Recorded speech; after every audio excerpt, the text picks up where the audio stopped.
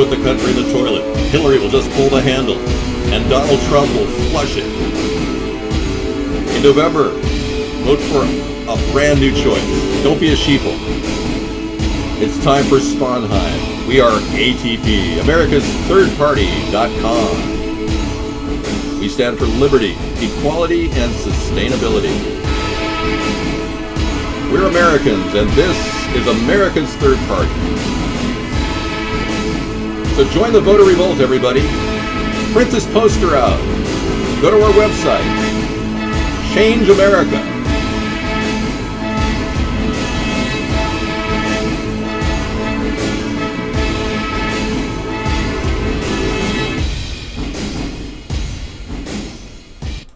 Welcome.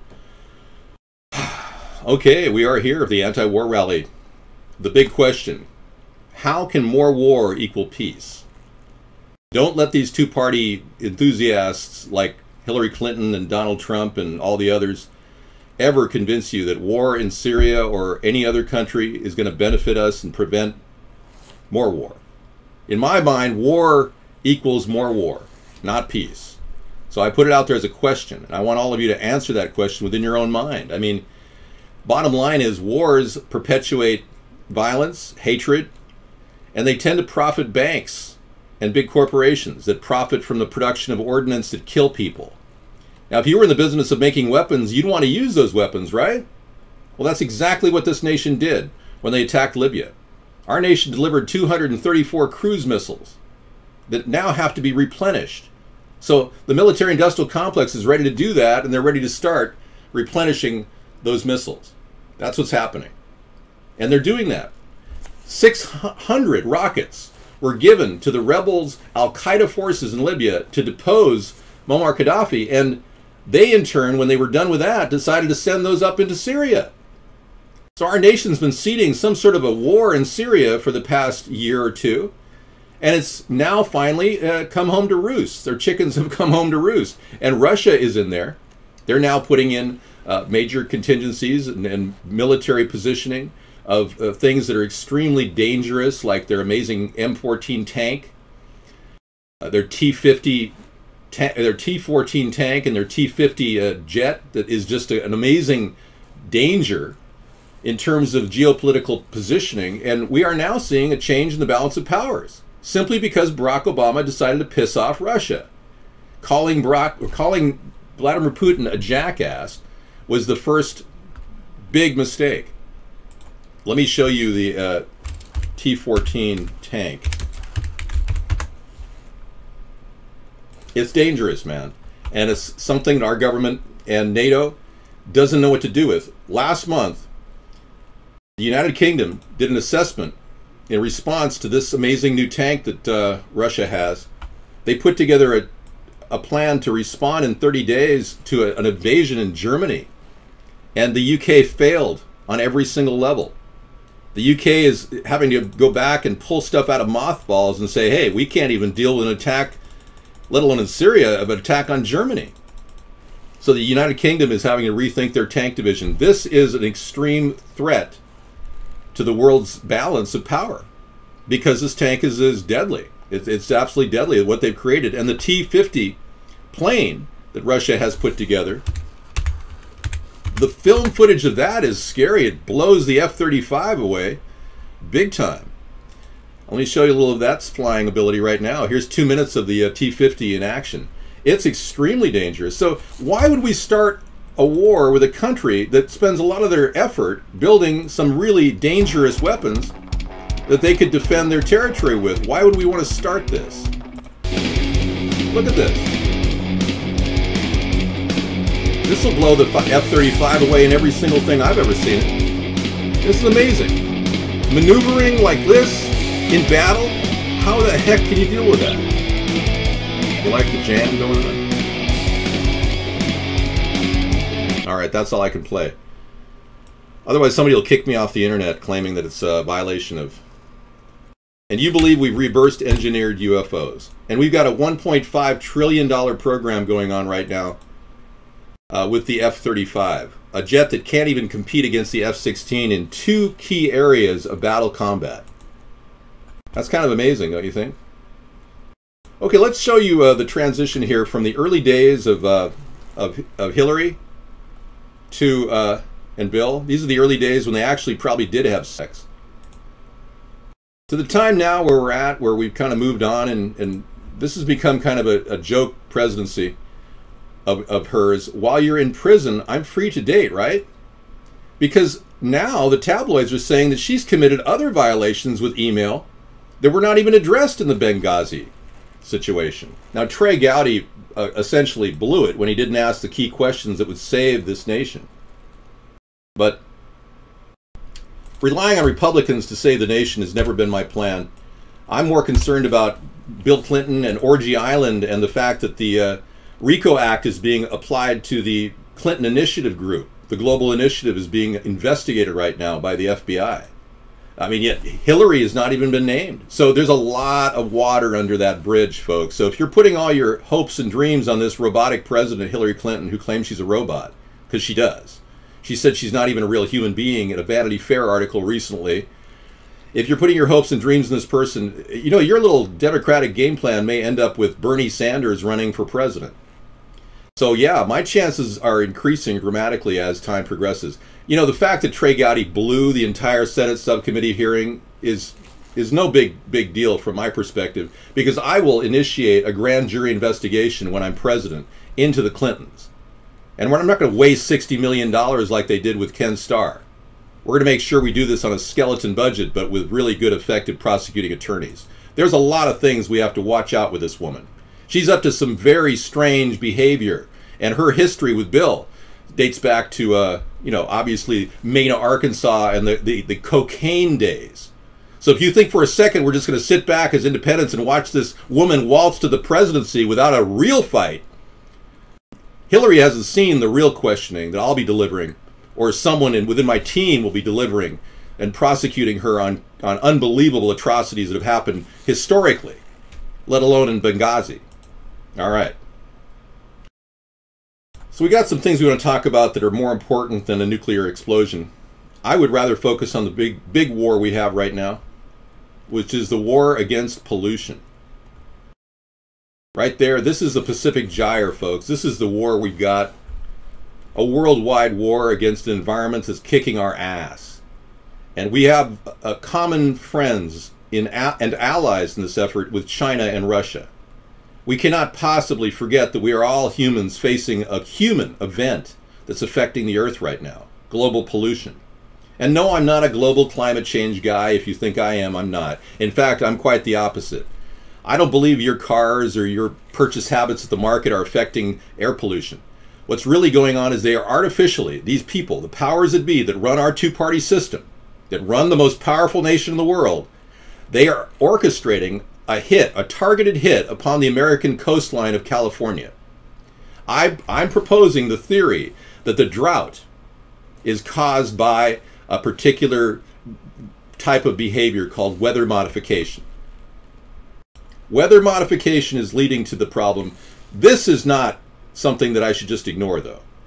So when we stop these people from trying to weather modify, which is the first order of business, then I have the even bigger task of cleaning the ocean and stopping this Fukushima radiation from blowing into the ocean, right out of the Fukushima plant. What do you mean, do I ever kick back and have fun? I like doing this.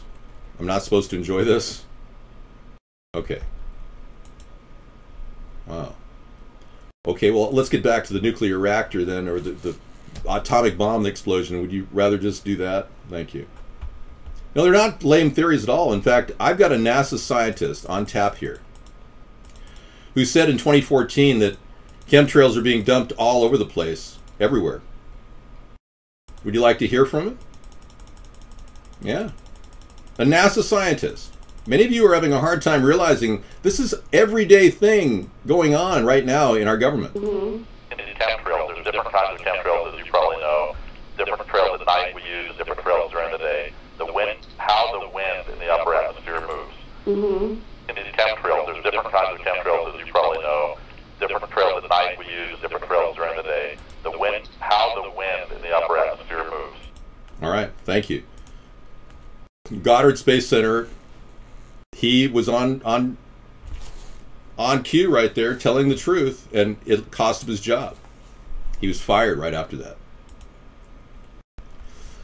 I'm going to play you a little clip right now of a war that happened a while back that, like so many different things in the world that we don't hear about, happens, and we Americans are kind of left in the dark.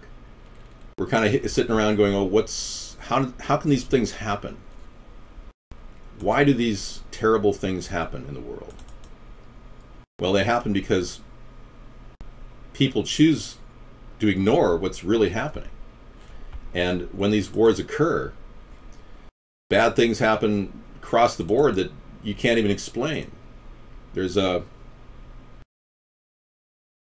Let me see what I have here. Hang on.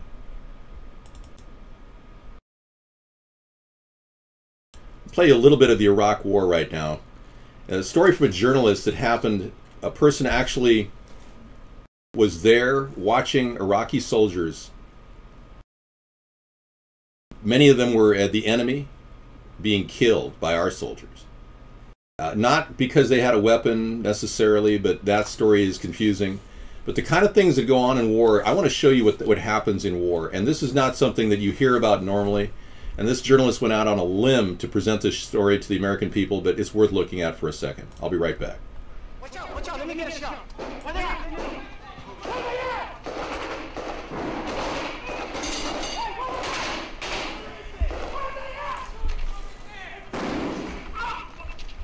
There were a number of journalists embedded with the US Marines as they embarked on the Battle for Fallujah in November of last year. One of those reporters was Kevin Seitz from the American network NBC.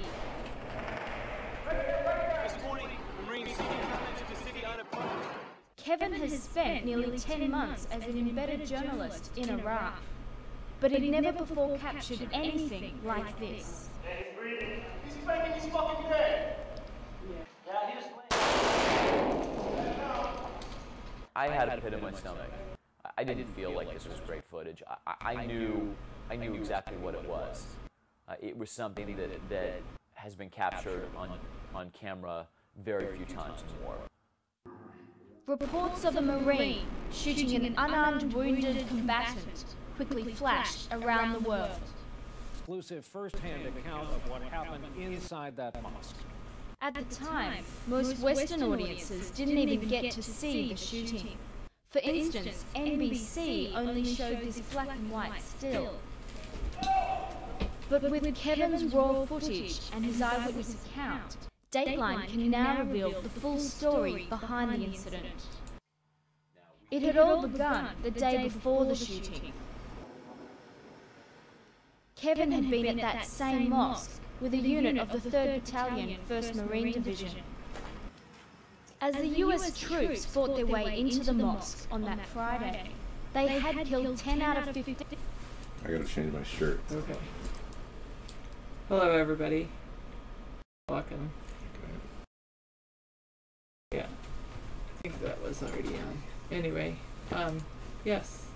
How are you? Does war really equal peace? That's what it seems like the powerful elite are always promulgating, that we can somehow achieve peace by declaring war on everyone. That's absurd. It is absurd. I think that I personally believe that the only way to truly achieve peace is to love each other. Love each other and stop fighting people. Be positive. Yeah. Stop fighting. Stop attacking people. Find something positive about yourself and one another every day. Look at what our actions in Syria did. It caused refugees to flee. We've caused the refugee crisis in Syria. We've systematically destroyed that nation by funding an attack upon the country that is sovereign and that we have no right to attack. We are systematically pushing people out of their homes. Yeah, Syria. There are 150,000 people fleeing into Germany right now, putting stress on our nation's ally, Germany. Right. Creating a possible... And eventually we'll put stress on our country as well. Right. Well, Obama wants to bring them in. He wants to bring all these people into our country now. He wants to weaken our border after he started the refugee crisis in Syria. Now he wants to bring them here and weaken our nation. Right. Crazy. Exactly. And you say it's not our fault. We have to have oil. Do we really have to have oil? Well, we have oil. We have I mean, that's why I do have to commend some of these car companies who are moving toward liquid natural gas, all electric. Yeah, I like that. Those kinds of things. Russia never nuked anybody. Yeah, I know. So starting wars around the world has become such a task that we've been on. Like I said earlier, the Rand Corporation did a study saying that what would America be like if it wasn't fighting wars, and they found it would be an economic disaster. So apparently they're going with the idea that by starting wars around the world, it's going to help our economy. And you hear people in the Republican Party especially talk about how war is good for our economy. Look at World War II. Well, technically, World War II is only good for our economy because we produced something and we conserved at the same time. There you go. This is an interesting statement. We got rid of Saddam Hussein, and this is what's happening as a result of this. Do you miss me yet? I had ISIS and all the other religious violence sects totally under control until the terrorists, George W. Bush, attacked us, destabilized our country, killed more than 500,000 Iraqis, and opened a can of worms. We never had weapons of mass destruction. Americans were conned by Bush and Cheney. Ask yourself who got really rich from the war. Halliburton, Bechtel, Titan, Lockheed Martin. You see the picture here, folks? Thank you.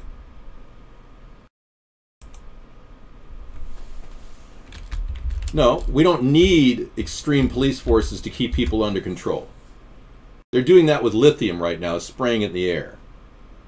They've already got half the country subdued, and they're walking around like zombies, pushing their grocery baskets around going, "Hi, I think we need some more milk, honey." I'm beginning to wonder if they're not fluoridating the milk. But yeah, police are not necessary now that we fluoridated and lithium dosed the entire population.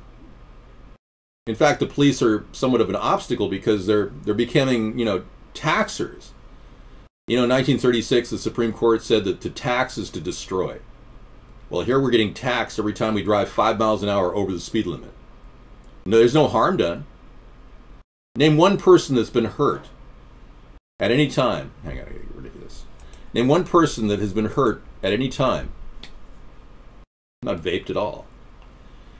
One person's been hurt by you driving 5 miles an hour over the speed limit. No harm. How can there be a crime? You tell me how they've turned all these little things into crimes. And you're telling me we don't have a police state? Feds are raiding Menominee tribal lands and destroying. And you're looking at this for a reason? I'm only looking at it because... And they're destroying tribes' industrial hemp crop. Scissor fight. Open. Okay, let me bring this over here. Hang on. Wow. You found metal flakes in your Kellogg's Corn Flakes and in the pancake mix? I didn't know that. Have you contacted the company? Aluminum? It's called aluminum. Yeah, they need your aluminum to increase. That's why there's all the aluminum in your underarm antiperspirant. You're getting it that way, and you're getting it in your food with aluminum in your I guess most baking powder has aluminum in it. You have to get Rumsford to get it without aluminum, if I'm not mistaken. Rumsford has no aluminum. Yes, and iron. Yep. Made by Ford. Yeah, Putin is doing very well. In fact, if there's an international war of words, Putin is winning it. Obama has blown it. Our nation cannot afford to be ridiculous and mindless in their approach toward politics with world leaders like Vladimir Putin. He's way ahead of Barack Obama in the game. Almost a year in advance of Obama starting a war in Syria by sending in rebels, giving them $500 million, and giving them all brand new Toyota trucks to pose as ISIS members, which is what happened recently. The State Department sent in all these Toyota trucks and then posed as ISIS members. Yeah, it's strange what's happening. I'm not censoring any messages, Beekman. I'm only censoring things that are derogatory. That is the rule. You just put my name and Saddam Hussein on a ticket for the 2016 election. And you're saying I shouldn't censor that? That's derogatory. David and Sarah 2016, thank you. You don't think I read the chat? I read every single letter. Every single letter that your fingers are punching into that keyboard, I'm reading every letter. And that's also derogatory, putting me on the ticket with Sharpton. God, we've had a choice here. It's Sarah.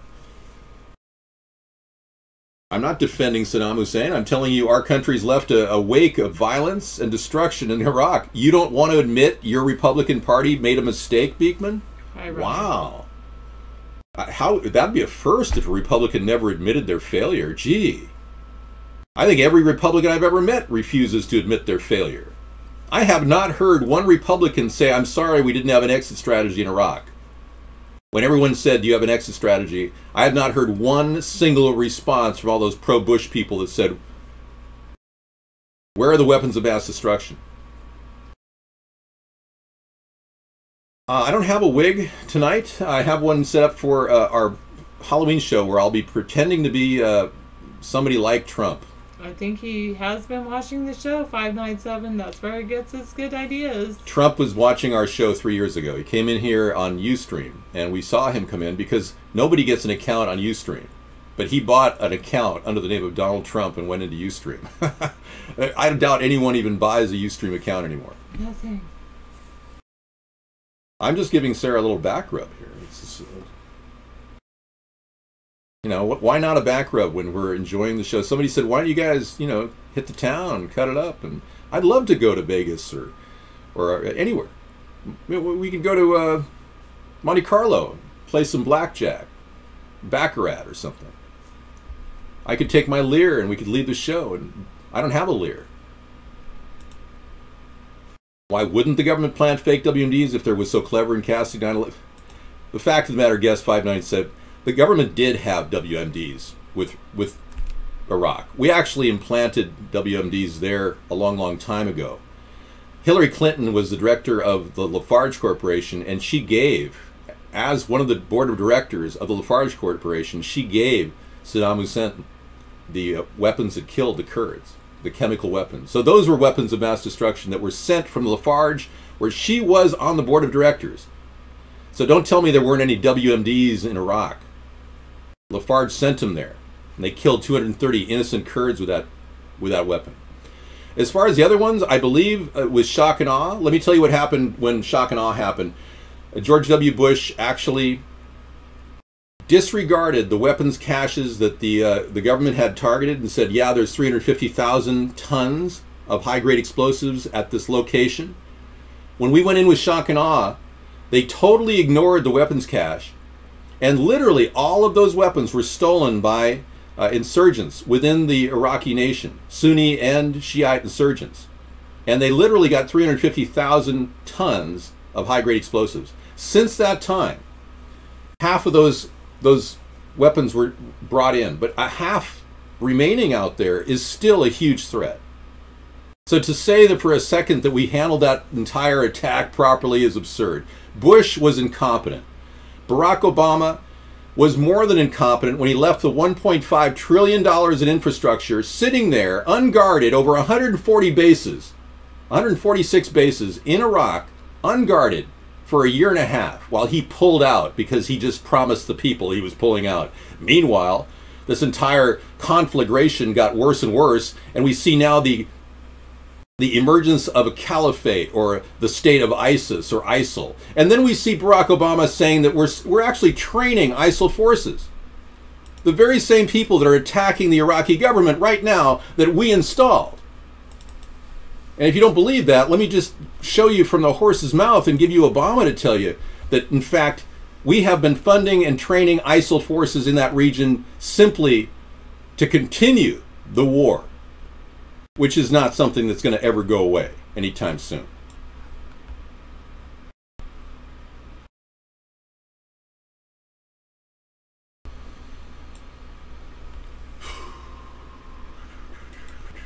Wow. Hang on a second.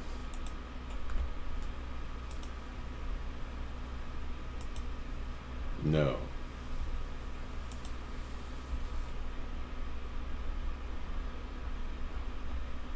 Right. Here it is. was moving too slowly, but the fall of Ramadi has galvanized the Iraqi government. So with the additional steps I ordered last month, we're speeding up training of ISIL forces, including volunteers from Sunni tribes in Anbar province. Training of ISIL forces, including volunteers from Sunni tribes in Anbar province. Yeah. All right, so Sunnis are battling the Iraqi government that we installed. Let's be clear. We're supporting the enemy of our ally. I mean, that's crazy. Now you're beginning to understand how screwed up the two-party system is. They don't even know what they're doing right now. We are free-flowing, and the only people that are designing our foreign policy right now are the CIA. And they do it by the seat of their pants, simply to correct a problem that they may have had. They're running a kind of a backward damage control campaign of disinformation and lies and propaganda, and it's been going on for a long, long time. Well, let's be clear. Yeah, so I don't really want to make a big issue of the bad mistakes we made. I'd rather focus now on how to correct the problem and move on and solve the problem. Because if we don't solve it soon, our country is going to be in desperate need of a new plan. Ironically, the problem is exactly what they've been planning. When you say, well, what do you mean we have a problem? Well, they've been planning this for some time. This has been orchestrated by a variety of techniques, one of which is putting out lies. Now, Rockefeller had this quote. He says, all we need is the right major crisis, and the nations will accept the New World Order. Now, this is a plan that's been going on for some time, and the two parties are part of that plan. Now, you almost have to predicate your understanding of a need for a third party on this plan that they want to create a New World Order, and they ultimately want to take over the world with a global world authority. Now, who are they? They are the monetary elitists that believe that war in some way equals peace. They make money on war. They profit. No, you know, deploying Sunnis to take on ISIS is irrelevant when you look at the fact that ISIL and ISIS is merged at the hip at this point. You cannot determine whether ISIL or ISIS forces are in any one area. You have an incredible, confused labyrinth of stupidity coming out of the White House. You've got the biggest idiot in the world doing a little rain dance on your nation's foreign policy. I've confused you because it is confusing. Well, I'm going to be prosecuting the Democrats for crimes against humanity when I become president. If they continue to do this and support globalists that want to kill off the planet and end up taking over every country in the world, we're going to have a problem. Because I'm not their little puppet. I'm a thinking human being, and I can tell you, as the Americans' representative, I will be doing the bidding of the American people, not the work of the Rothschilds, like Barack Obama and Hillary Clinton and Donald Trump are trying to do. All right, I'm going to get some hot coffee. I'll be right back. And let me get rid of this background, too. This is I have a very pretty background. It's much nicer. You'll like it.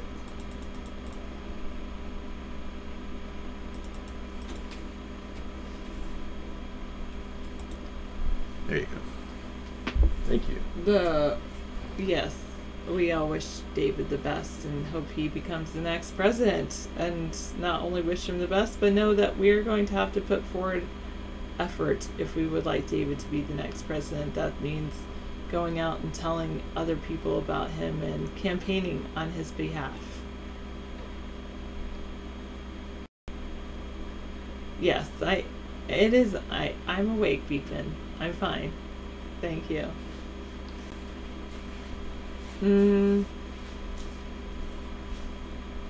I understand what you're saying, Trump NATO. That's what I'll say. What do you think of the oceans and how David Rothschild is trying to clean them, supposedly? Do you wonder if he's actually related to the rest of the Rothschilds?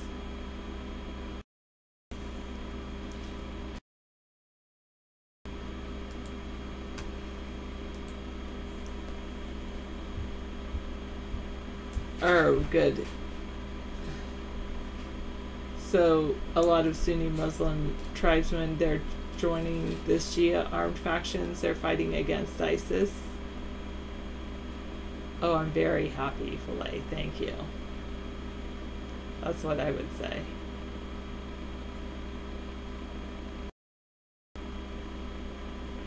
Yeah, it's very, very sad, all of that in Iraq with all of the ISIS people. Yeah, you know, I think that we definitely need to clean up our country, clean up the world, start at home, reducing our environmental footprints, and then of course, you know, we can help other countries by simply not going to war.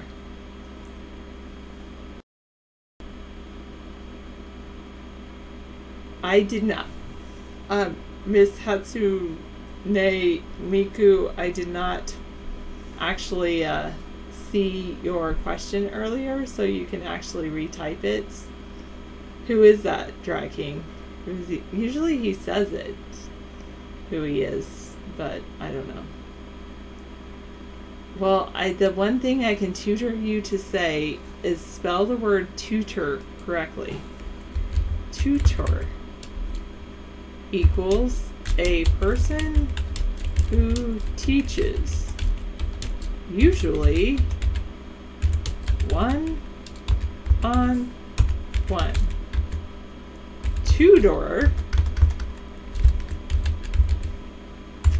a type of architecture.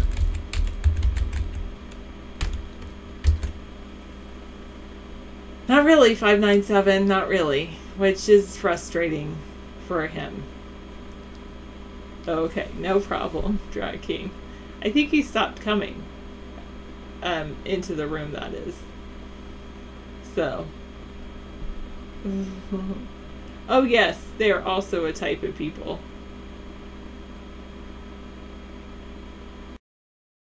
No. Oh, it's also a jet. Thank you, 2266. Whoa. Well, glyphosate isn't glyphosate in like soap scissor fights? Is it causing more people to have the, what is that? One reason I don't use those products, they get like toxic shock syndrome. Yeah, like 851 says glyphosate is in Pringles. It's in like glyphosate. I've seen it in like products that people eat. I've seen it in shampoo. So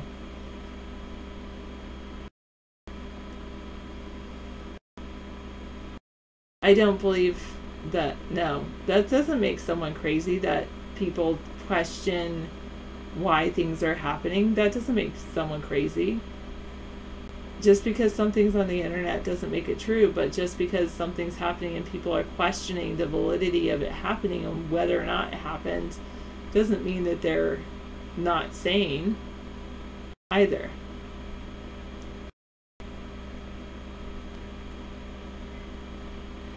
Oh yes, 2 doors, yes. Wow.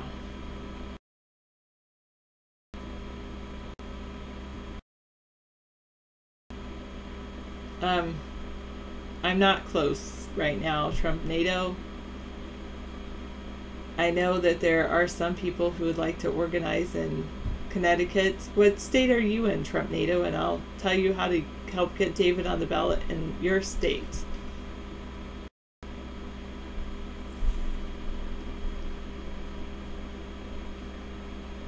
Well, David doesn't think that everything is a conspiracy.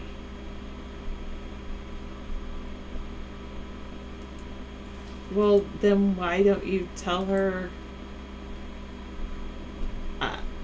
I guess that's a decision you'd have to make. And you could tell her, well, the question I would ask you, Drag King, is are you looking for a long-term relationship with this person?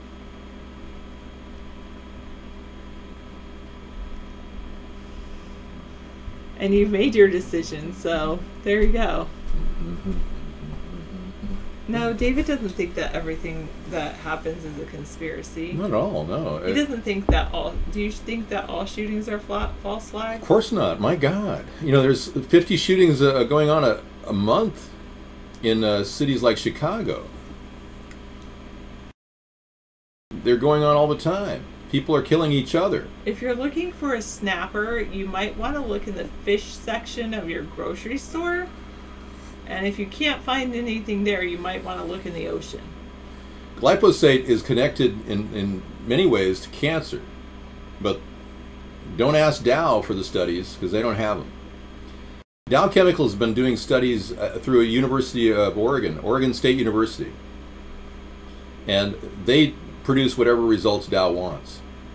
Dow wants a result, Oregon State University offers the result. And they've been using that as their verification that these pesticides and chemicals used in herbicides are perfectly safe, according to them. Yeah. I don't know if glyphosate is in Pringles. Let's see. Let's look at something.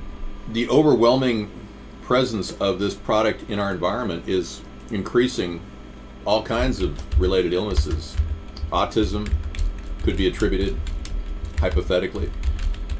You know that our country's just announced that by 2020, and that's only, what, 5 years away, 50% of our kids will have autism or ADHD. Now, I don't have kids, but if I had kids right now, I'd be freaking out. On everything that they eat would have to have free of any kind of herbicides or pesticides. I mean, seriously. I would not take any chances.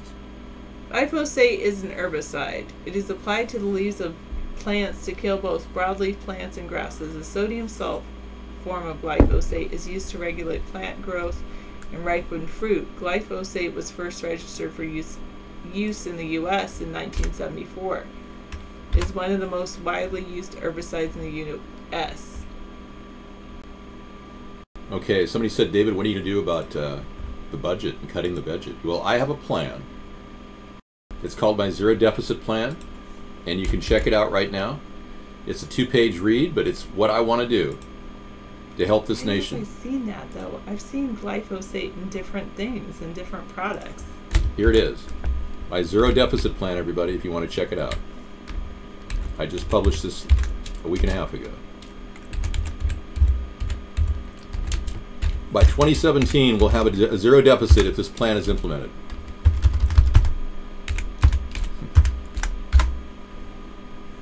Oh, dang. Hang on. It'd be great if it worked.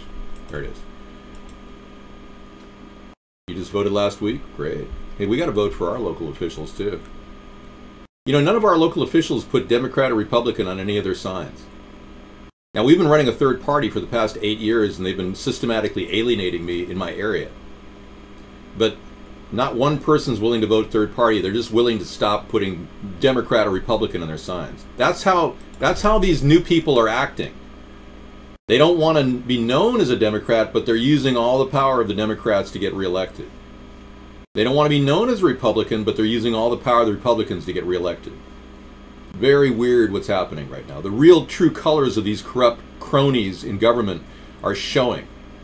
And these people are out for their own personal gain. It's like a club in government. And if you're not in it, you don't get squat. If you're in it, you better suck up to the people that are powerful, or you don't get anything done.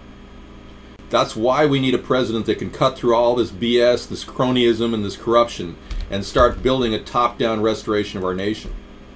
We don't need some guy who works his way through the ranks of the Democrats, Republicans to become president. That's the last thing we need. And the last thing we need is somebody who wants to buy their way to the top like Donald Trump. We need somebody who can galvanize the people and gather enough momentum to just kind of unite the country and fuse a core in the middle that will help strengthen our nation against all the different things that are happening right now. And there's a lot of things happening.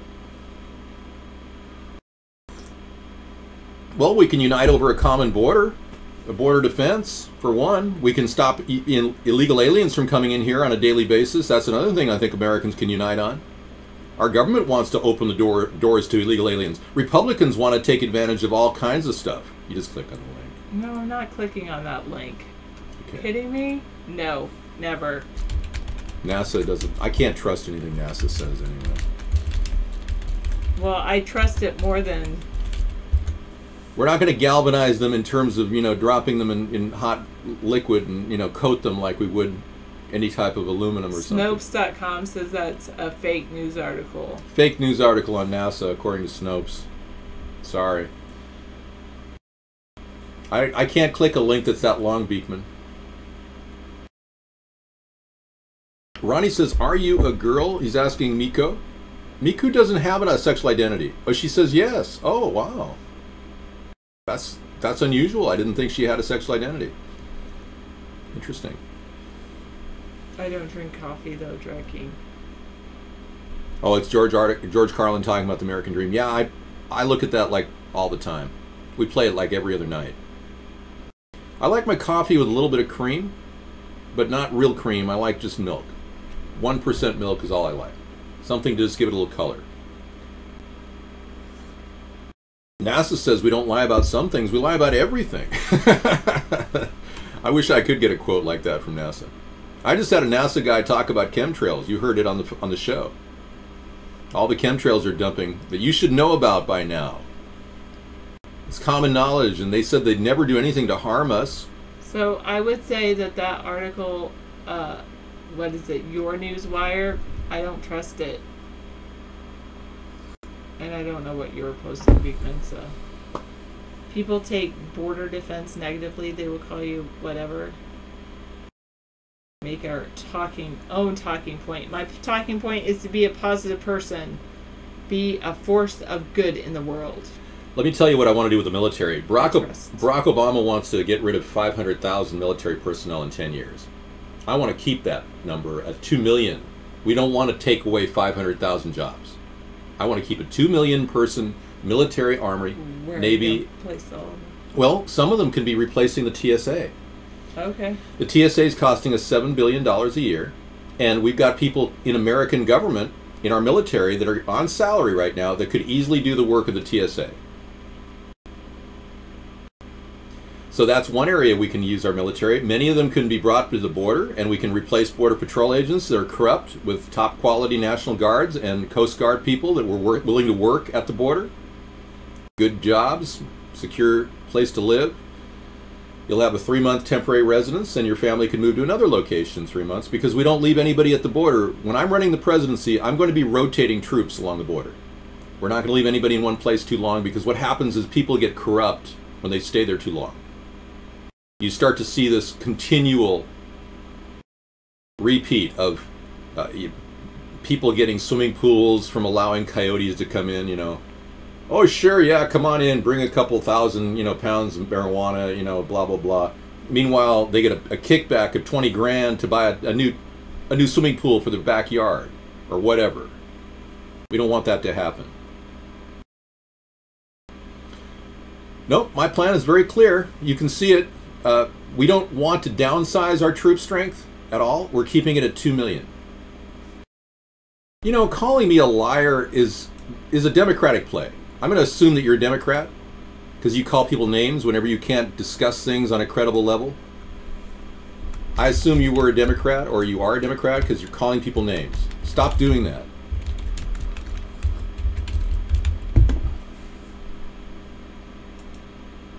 What don't you like about my policies? You want to get rid of a 2 million person military force? I want to get rid of the draft. If you don't like that policy, then you got a real problem. What policy do you not like? I'm going to assume you're a psychotic who needs help and probably should get medication soon.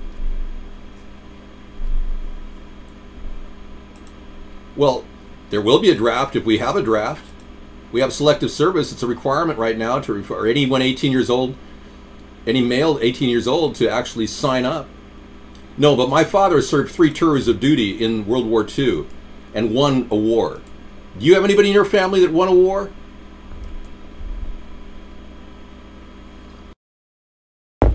I'm going to get rid of the selective service, which will eliminate the draft, okay? Thank you. Well, your opinion is worthless to me. Guess 758.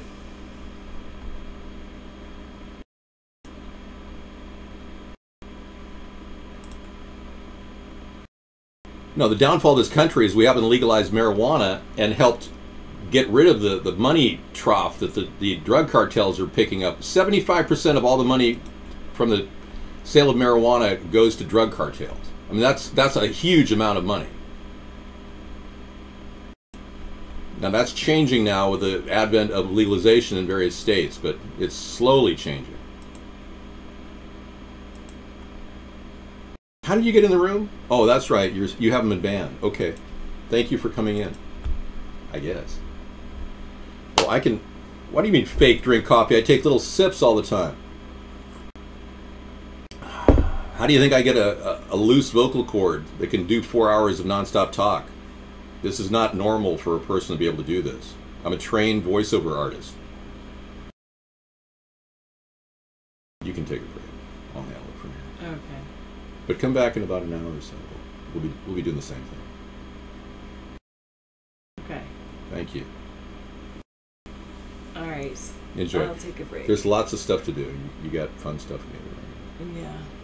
I know what I need to do. Okay. Just gonna take a break. Oh yeah. All right. I love you. Love you too. See you later. Have a great day, night, whatever. Okay. Yeah. Now I'll be strapped into the electric shock treatment of chat. Thank you. Oh, you're. Oh no, I'm hooked. Big time. Yeah. Let me take it from there. Here we go. All right. Didn't want to do that. That's okay. All right. You have your fingers on the dials. You can hit the button in the corner if you don't like what I'm saying. I receive a small jolt of electricity every time you do. So if you hit that button, that star, you don't like what I'm saying, I've hooked it up to an electroshock device, which will... Sorry. Stop hitting it. I realized that there were problems with some things I said, and many people were saying that it was wrong to ban them, but I didn't want that to happen, so I installed this zapper. So what don't you like about my policies? I can give you solutions up the yin-yang. Whatever problems you have, I can solve. The yin-yang will solve the problem. My policies are working out. Yeah.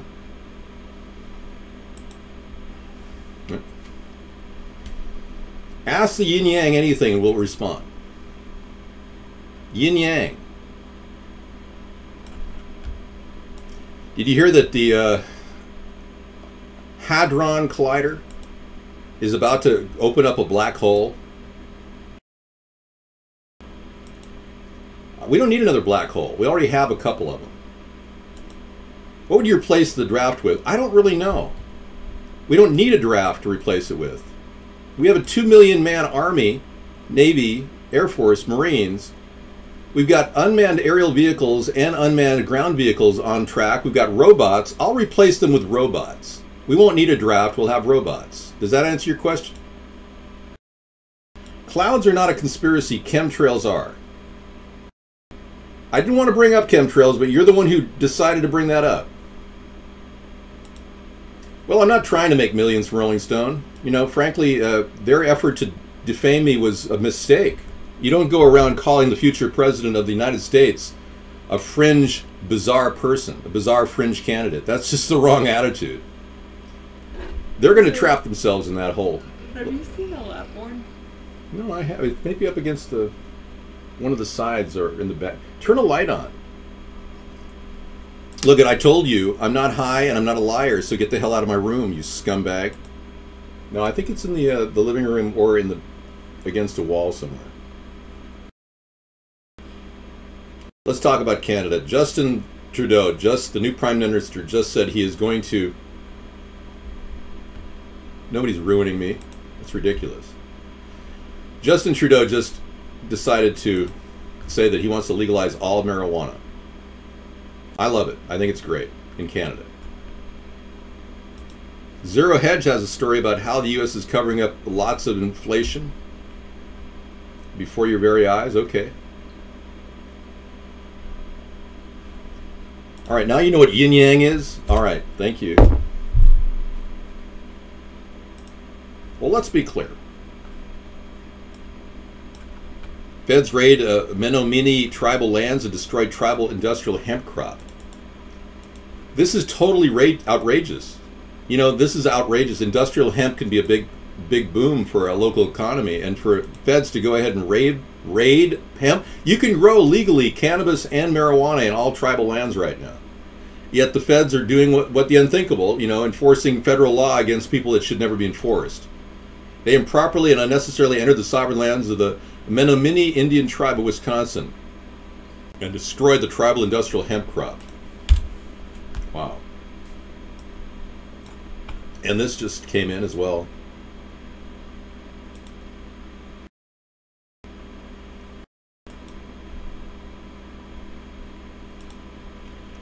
You got Ms. Hatsuni a little excited tonight, and I think she's running on empty.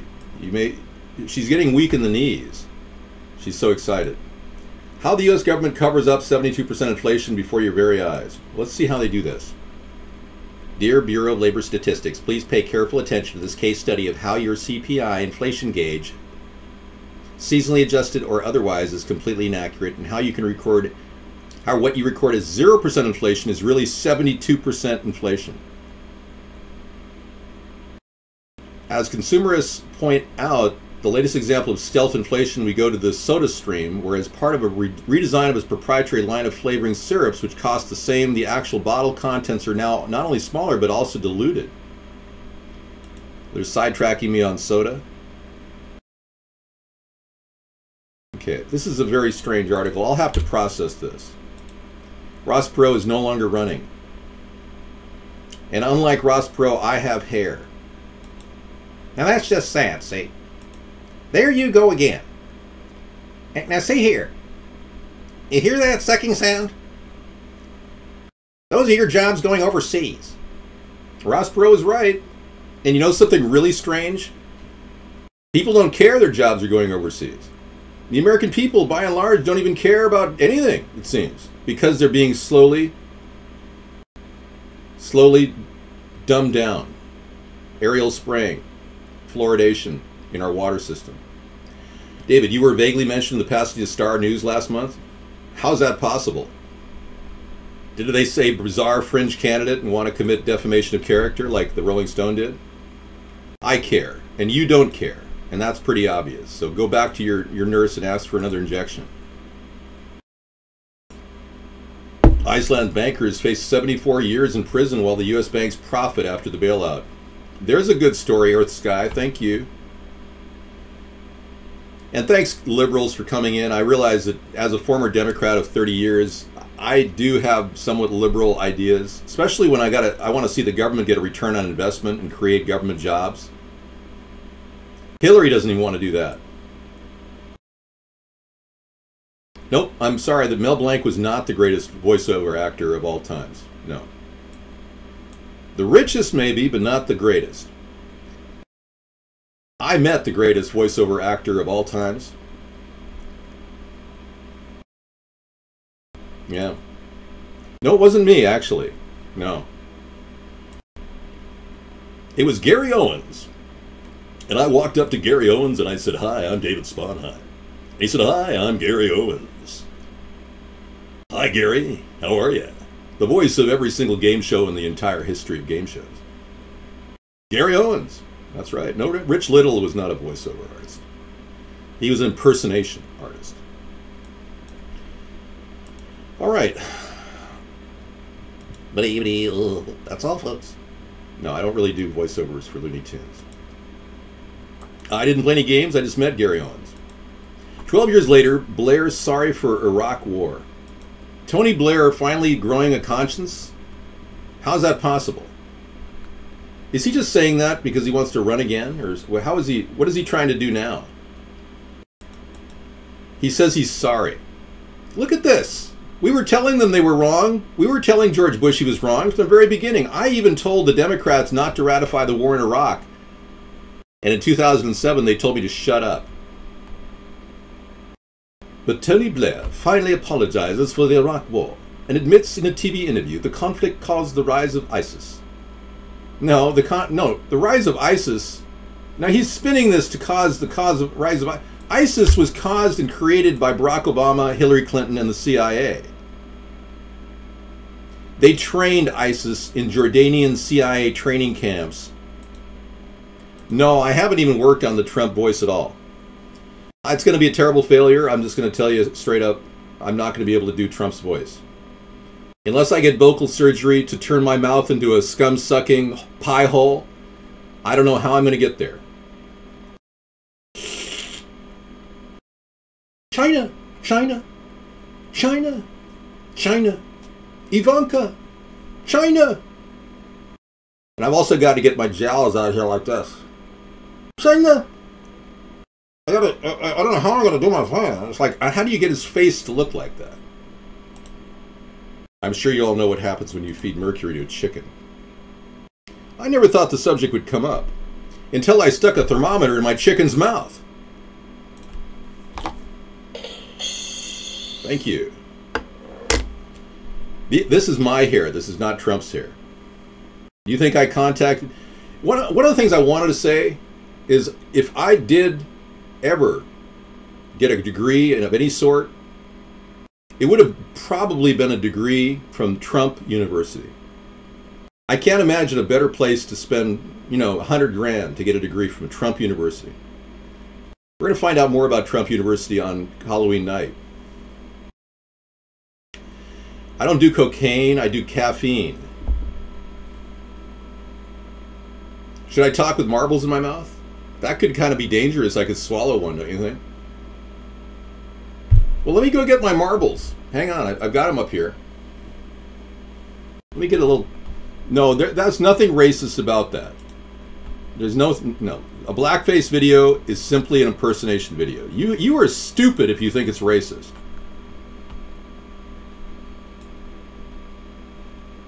Let me show you a picture that'll kind of blow your mind. This is happening already in China. China! China! That is where people go when they don't pay their bills. That's the Deathmobile. Chinese solution to harvesting donor organs. Yeah, isn't that nice? Special, huh? Okay. Somebody said, David, you lost your marbles, but no. I got them right here. I got them in a little pouch here.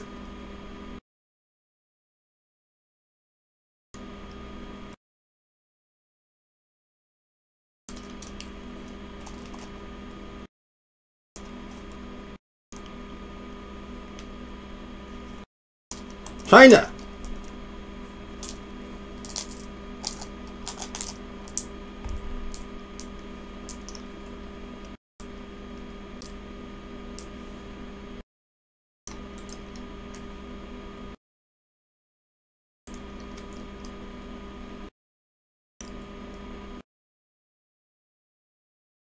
China! China! China!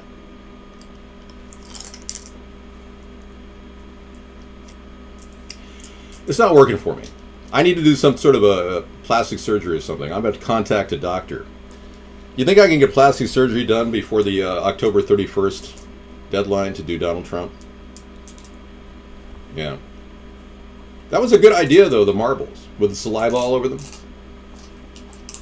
Well, if you ever want, a sample of my DNA, it's always in here, in case you were looking for it. Say I get abducted. It's always in this little leather pouch. Ask anybody. A little taste of my saliva in there. A bag of bleep bleep works better than marbles? Well, why don't you go ahead and order one and do your own Donald Trump impersonation of sucking off corporatocracies. Yeah.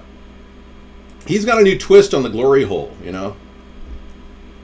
Declare bankruptcy 4 times and go ahead and suck up to the Federal Reserve and get free money to run for a president so that they can continue to have power over our government. That's got to be a talent. Somebody who does that. I don't know how I can get the effect of looking like I ate way more than I should have about 7,000 days of my life. You can see my coffee. Yeah, it's a Red Robin cup from the old days. I can't really get you the cup in there. I want a remote camera on there. There's lots of stuff. Come on, man. You've been calling me out a liar all night long. And you know, just to prove that I'm not a liar and never lied about anything, yeah, I'll show it to you right now. Coffee cup. Coffee cup, coffee cup, where are you? See the coffee cup? See it right there? Go in the coffee cup. See? Let me put the coffee cup up to my mouth, and you can see it drinking the coffee cup. Coffee. See? Coffee. So just get the hell out of here, guest. Get a new life or something. Ask your mother to take you back. Go ask your mom, can you go back into her womb? Say, you think she made a mistake, can I go back into your womb and just disappear? Please, mommy? I know, people guess get off doing nothing. They're good at that. But some of you are good guests. You know, I have found coffee breath to be some of the finest, best breath ever. You can almost smell the bouquet, the aroma of Colombian coffee when you're next to someone who is say a Brazilian woman with a beautiful body who's drinking coffee with you. Hello. I heard about the Trump mask, yeah. What's going on with that? They're making them down in Mexico and they're frightening people. People are afraid that this guy's going to think they're a murderer or a rapist and they're going to go after him. It's only $2.90 in England. That's pretty good. Oh, this is tough.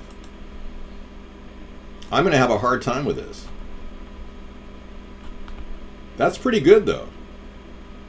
Let me see if I can get this. It's got a copyright protection over it, but aside from that, I think we're good.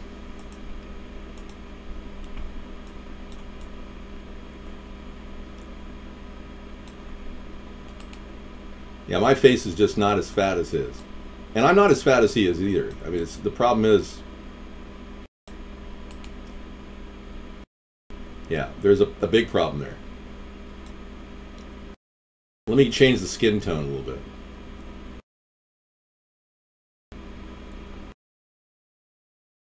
See, my head is even... I can't even get the facial construction down. China! China! China! China!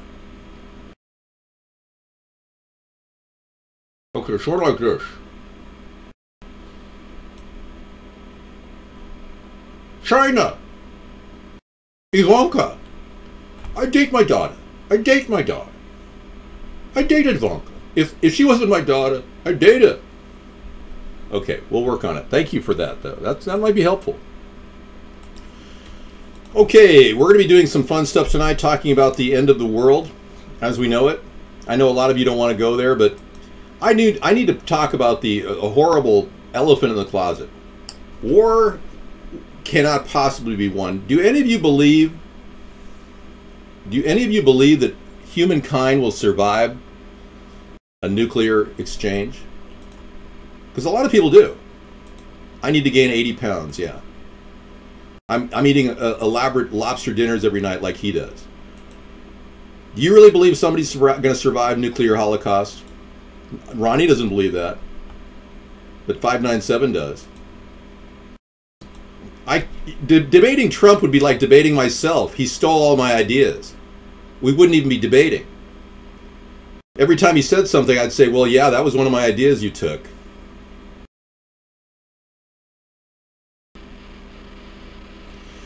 I disagree. I don't believe the underground government structures will survive nuclear holocaust. Number one, they don't have enough filters to prevent the air from being contaminated down there. The compressed air that they're storing in canisters underneath Denver Airport will only last so long. He came into our room 3 years ago and stole all our ideas. He took my 1,000-mile fence idea. He took my the idea of illegal aliens being a huge problem in our country. He basically, I wouldn't doubt a Republican candidate took my seawater pipeline idea. They already grabbed it as his, and you know, I wouldn't doubt he's going to start talking about an ocean pipeline. I seriously wouldn't. No, he did. He came to our I have proof he came to our Ustream room. He has an account with his name on it called Donald Trump, and all I have to do is subpoena Ustream with a credible lawsuit and pull up his data on his name and tie it to his address, his IP address in New York. Where he and Ivanka, how do you get this face? I'm going to have to pinch my face or something. I don't know how to do that.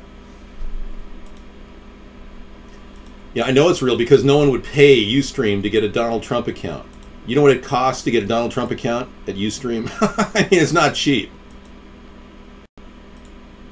Plus, the questions he asked were all related to... I even said to Sarah, I said, Sarah, this sounds like the real Donald Trump here. And she said, I know. When she says I know, you know I've made a strong point. She rarely says I know. Trisomy has found the funniest gifs for a spoon. That's very nice. Yeah, except that's not something that's appropriate on our show.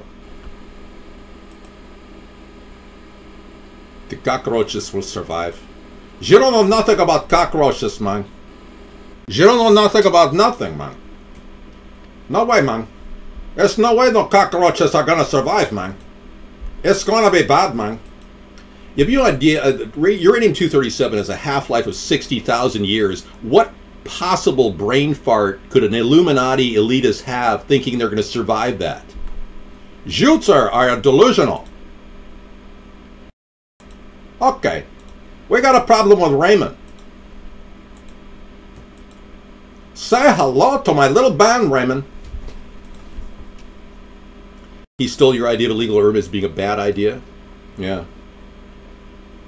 Well, it's true. No. The fact is, illegal aliens have been a focus of my campaign for 8 years. I predicated this entire building up of this party on the fact that Barack Obama and Hillary and all the rest, and even the Republicans, want illegal aliens to come into this country because of the fact that they like to exploit cheap labor. And Democrats like free votes. And now Hillary Clinton is upset that they're trying to make it illegal in one state for non-U.S. citizens to vote. She wants illegals to vote. Yeah.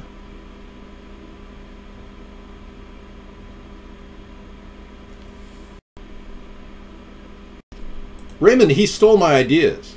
He took every one of my ideas. He doesn't have any original ideas of his own. And if you don't like my impersonation of... Thank you. If you don't like my impersonation of Scarface, then I would urge you to just go watch the show yourself. And he stole my ideas. That's exactly why I don't think you should vote for him. He doesn't have any new ideas. Donald Trump is not the smartest guy on the block. You probably know that, right?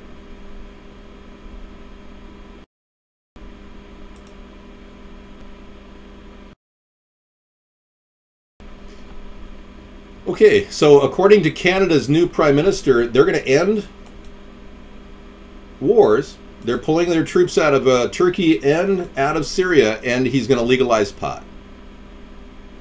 So, yeah, the ball is in Hillary's court now. What's she going to do? When Trudeau has already said he's going to do the unthinkable, which is exactly what I would be doing, ending wars. No. Trump doesn't even know. Trump does know who I am, and believe me, he's a little concerned about me.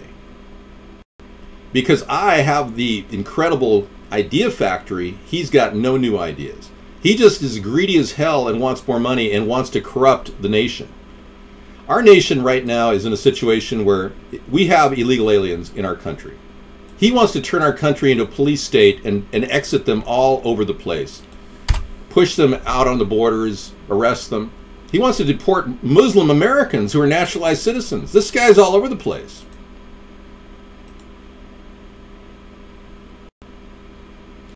Well, Raymond, I'm concerned that your head is up your ass. So I'm going to ban you from the show. And when you get your head out of your ass, then you can come into the show and talk. Okay? Thank you. Anyone who's sucking up to the corporatocracy and all the New World Order puppets like Donald Trump and Hillary Clinton obviously has their head up their ass. I mean, no pun intended. even if you do have your head up your ass, which you probably do, because the only sound is you hear every day is you flatulating into your own head. That slow gas spew that comes out of your head. Let's get some music going here, because I'm a little bummed out by Raymond. He's pissing me off. China! That's a good one. That's got to be one of the better ones. All mouth and no nose. Brilliant. China.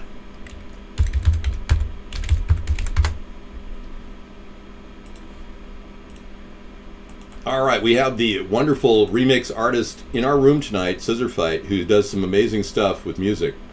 And we're going to play a little music from him called Nothing to Lose. Here we go. All right. No flang pun intended. Hey there, everybody. All right. Let's get rid of this nuclear weapon. What do you say? I can't get low, low, and I can't get high, high. Let's take it slow, slow, all through the night. Yeah, what's going on with that? But I tell them I'm rapping, just go along with that. And I got nothing to lose, but everything to gain. See, I ain't scared of the danger, and I'm used to the pain.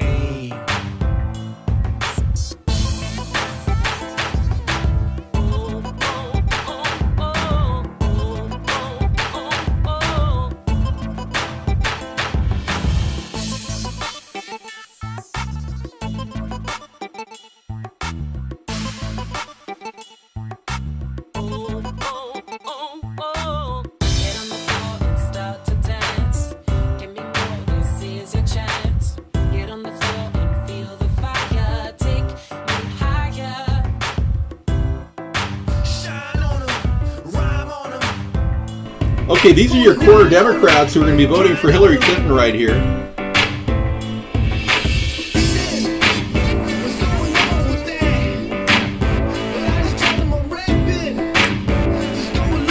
And if you don't like those people, they certainly will be criminal acts performed on American citizens because of Hillary's policies.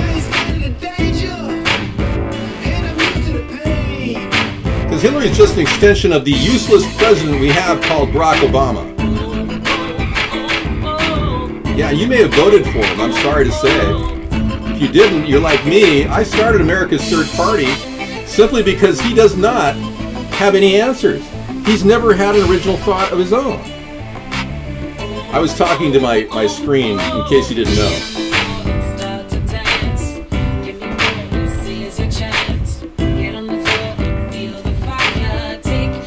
Higher, yeah.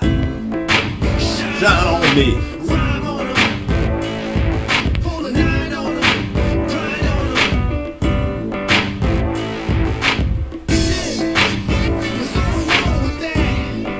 Alright, so you got the country you wanted, Democrats. Now the question is, are you going to continue to do the same mistake over and over again and vote for Hillary?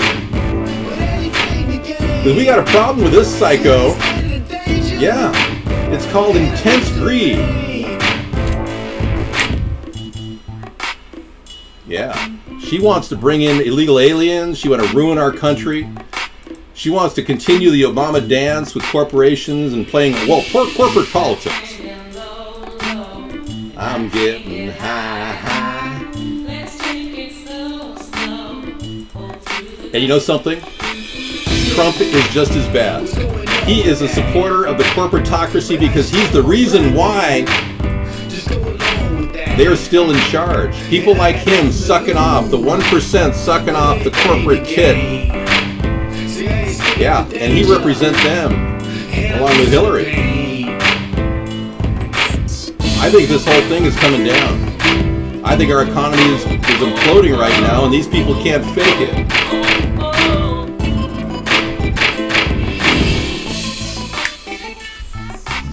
Okay, 758 is gone. I got lots of supporters here. Thanks, guys. Oh. I rely on my supporters. Thank you, I did, Aeolus. So how in the world can these idiots think that the war in Syria is going to lead to peace? What the hell's wrong with these people? Well, they actually think they can do the unthinkable. Lie, lie, and lie. And they're getting away with it. Hillary lied through the entire Benghazi event. That was a complete lie. It's all scripted. We got a big problem now. They're basically the danger, man. It's getting worse. You got email? Okay, B-Ride. All right, so what's happening, folks, is our nation is being lied to. Benghazi, let me tell you what happened during Benghazi, okay? One of the security guys for Chris Stevens, thank you, Potato Girl. One of the security guys for Chris Stevens, the guy who died, ambassador, he actually went public with information on 60 Minutes saying that he saw Chris Stevens alive at the hospital in Benghazi. And his testimony on 60 Minutes was stricken, flat out stricken. The FBI told 60 Minutes they needed to fire or put the people on leave, administrative leave, the program director and the reporter, and they pulled the story. I know I couldn't find him attractive myself because I'm not gay. But maybe Michelle finds him attractive, you know? There's a lot of gay transgenders that find people like Obama attractive. It doesn't matter what he looks like. He's taken our country down, and we got to get it back up again. All right, thank you for that song. That was fun. He's taking it down, man. Well, yeah, that's what I'm talking about, man. But he's not solving the problems with the Fukushima radiation. He's not solving any of the problems in the ocean. He's never done anything with the terrible oil leak that literally they sunk by spraying Corexit on top of the Gulf of Mexico. So now there's a lake of oil underneath the Gulf of Mexico that's the size of Texas or bigger. I'm not hating on anybody. I have haters that come in here and I have to expurge them from the show. That's not hating on people. These people are scumbags that don't deserve the time of day. Now, take a look here. These kind of people are living all amongst us now. I'm not high at all. You're looking at a situation where these guys were put back in the streets recently. 70, yeah, it's just unbelievable. 70,000 illegal aliens are being released in America right now. It's a process by which Barack Obama is trying to weaken our nation. And this is part of the same plan, the Cloward-Pivens plan that the Socialist Democrats have been put together for a long time. If you see these kind of guys hanging out in your streets, it's because of the Democrats and Barack Obama that they're there. Now, I'd have them working on the border fence that I proposed we build in 2008. I've been talking about it since then. Donald Trump takes my idea and runs with it. He doesn't know how to finance it. These are representative of the 400,000 illegal aliens we have in our prison system right now. Representative. And they could easily get deported, but we could actually get them to work a little bit before they get deported. Now, 3 months on the border fence would be adequate, a 90-day term. They then get their papers and they can walk home. We give them a road trip or even give them a bus fare to the border. In fact, we'll take them to the border in a guarded fence truck that literally gives them a trip right back to their home country. Now, I don't want these people released in America, unlike Barack Obama and Hillary Clinton. I don't want them voting for anybody. I don't want these people around because they're illegal aliens that are criminals that have committed criminal acts in our country. I'd rather have them work 3 months, and it won't be extremely tough work. I mean, we will definitely concern ourselves about human rights. We're not going to sit back and watch these people just bust their butt, 20 hours a day working. It'll be a solid 12-hour work shift with breaks. But it's not going to be, a cakewalk either. We got to build a fence 1,000 miles long. Now, using that prison labor is my idea. It's not Donald Trump's. Donald Trump wants to bill Mexico for this. That's how completely out of it he is. You know full well Mexico's not going to pay for a fence along our border. This is why I'm telling you, Donald Trump doesn't have any brain power. He doesn't even understand the ideas he stole from me. Hey, what's going on, Vato? San Francisco supervisors closed city last gun shop. Yeah. You can't sell guns in California. It's almost impossible. Yeah. And now the San Francisco supervisors have closed the city's last gun shop. Wow. Welcome to the new Communist Union of San Francisco. Larry Loudermilk, age 65, walked into High Bridge Arms on Wednesday afternoon asking for a t-shirt from those working behind the counter at San Francisco's last remaining gun shop, which is about to close down amid new gun control legislation, regulations. Yeah. He said he wanted to bring back the item back to hang up a local gun shop in Cullerville, a town in Memphis, as a warning. Visiting the Bay Area for remodeling work, Loudermilk said he heard about how the gun shop had planned. This is a story. It's to remind everybody that walks into our store that it could happen here, or there, or everywhere. Yeah, that's a story. The People's Democratic Republic of California. I saw an illegal alien today wearing a California t-shirt. And how could you tell he was an illegal alien? Well, the fact that he didn't speak any English was a clear indication he really wasn't a U.S. citizen. Some people say, Democrats will say, well, how do you know he's an illegal alien? Well, he hadn't showered either, and he was wearing a really nice t-shirt that he got from one of the representatives of the Democratic Party that was currying him over the border. Anyway, it says California on it. It was so funny. I mean, I lived in California during the heyday. I was a beach bum out there in Venice, California for a couple of years. I grew up in Redondo. I grew up in Huntington Beach. All over the California coastline, you'd find me surfing. And now I look back and say, wow, that place is radioactive. It's a hellish nightmare of illegal aliens everywhere. I know what you're going through in California, and believe me, help is on the way. I'll do everything I can to help California get straightened out. And we're going to have a tougher border policy. And I'm going to tell the governor, hey, we'll bring in the National Guard if we have to. Shut the hell up, Jerry Brown. He actually turned to the president of Mexico and said, come on in.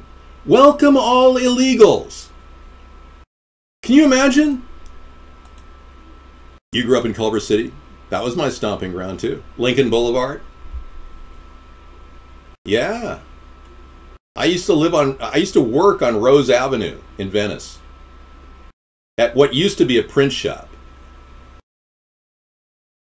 Yeah, it was kind of amazing. Yeah, those were the days. Yeah, I spent a good 2 years there living on the beach in my van, eating government cheese. I know. And I'm not a guy who, is into drugs or anything and would possibly be like Chris Farley because he died because of that. But was the Hillside Strangler from Culver City? I did not know that.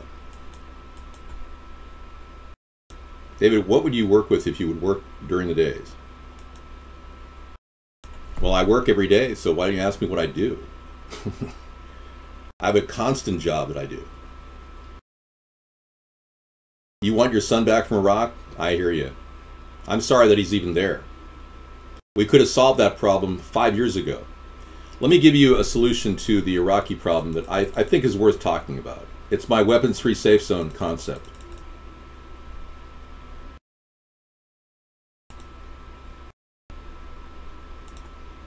We're going to bring you back to the chemtrails for a second.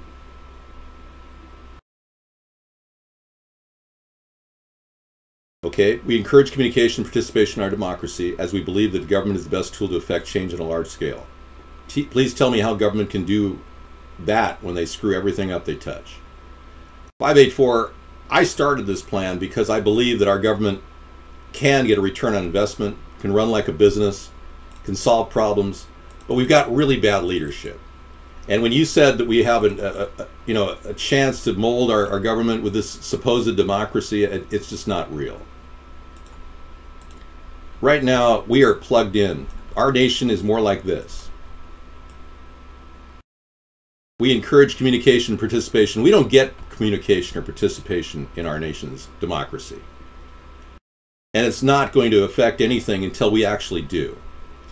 No Democrat has ever asked the question, why has Barack Obama continued to side with big corporations? The only one I can think of, Bill Clinton wrote a book where he questioned Barack Obama's siding with the Republicans right after the 2010 election. We are a controlled, monitored, propagandized, and completely dialed in society, no different than this thing right here. You don't see anybody asking questions. You just see people plugged in, walking the line. That's what we're doing. I'm the only person out there asking questions about this government, and I'm using the free and open internet to do it. So when you say, what are you going to do? I'm already doing everything I can to change what we're going to call our government. But this is the deal. If we don't get the crony capitalists out of our government and get honest people in, people that aren't there for money and monetary gain, we're never going to solve anything. Because remember, every single program our government puts together, every piece of legislation has got all these earmarks for corporations, not the American people. So yeah, we need to get started right now in your area by getting me on the ballot. So if you ask yourself what you're planning on doing, you can go to America's Third Party right now and just download a poster and go to your local print shop and print it up. I never met with anybody at the Aryan Resistance, so you're out of your mind. That's a lie. God, what an idiot. Okay, look at this. This is a poster you can click on at America's Third Party. In fact, I'll give you a direct link to that poster right now where you can actually join the voter revolt. Now, it's not that revolting to join the voter revolt. It's kind of fun. You take this thing, go to your Office Max, and for less than $1, you print up this sign right here, like I did, and you put it right behind your driver's window when you're driving down the road, and here you are driving. It's like, and everyone sees that you support America's Third Party. That's how you do this. And then you look on your website at AmericasThirdParty.com, and here's the link, by the way, for the campaign sign. And you simply look up the laws in your state and make a phone call, and you go to our site right here. You click on the state of your choice, say Colorado. Click on Colorado. And it tells you how to get on the ballot. And it even gives you a phone number. Now this is for 2012, it's still valid. Everything we did for 2012 is still valid today. There's the phone number to call the Secretary of State in Colorado. And all you say is, could you please get me a petition to get on the ballot? That's all you need. Petition to get on the ballot for a presidential candidate. Now that's the way to do this. If you don't want to do this, that's fine. You get what you pay for. You get what you don't pay for. What's going on, guys? I want to show you this billboard over here. This is interesting. Check this out. Car window if possible. I think so. Yeah, there we go. All right, see this kid right here? This poor little kid right here has Alzheimer's disease. Wow. All right? Check out this sign. Join us to the fight children's Alzheimer's. Join us to fight children's Alzheimer's. What the fuck is going on? Bad enough we had to worry about autism, which is 1 in 68 in the U.S. right now. Yeah. Okay? Now we got children with Alzheimer's disease. Yeah, WTF on that, buddy. I know. They are poisoning the atmosphere. They're creating all these symptoms that you guys are suffering from. By 2020, half the kids in America will have autism or ADHD, and we're not creating a new political party? Shame on you. Keep it up, guys. We got to start this third party bigger than ever before because we are literally getting hosed. Donald Trump won't stop GMOs. Hillary wants to use them in her diet. They don't want to end fluoridation in our water system. They don't care about forced vaccinations. Donald Trump has never made a comment that I know of on vaccinations. He kind of skimmed over that time in the Republican Party when they were actually talking about it. Let me look what Donald Trump wants to do on vaccinations. Yeah, and you can't even get decent health care coverage. Yeah. Donald Trump on vaccinations. Let's see what his position is.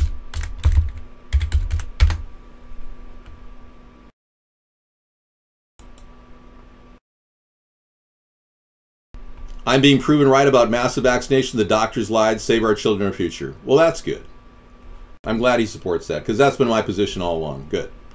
Well, at least Donald Trump's stepping out about the kind of vaccination problems that are perpetuating these kind of diseases that are circulating, like childhood Alzheimer's. I mean, what is that?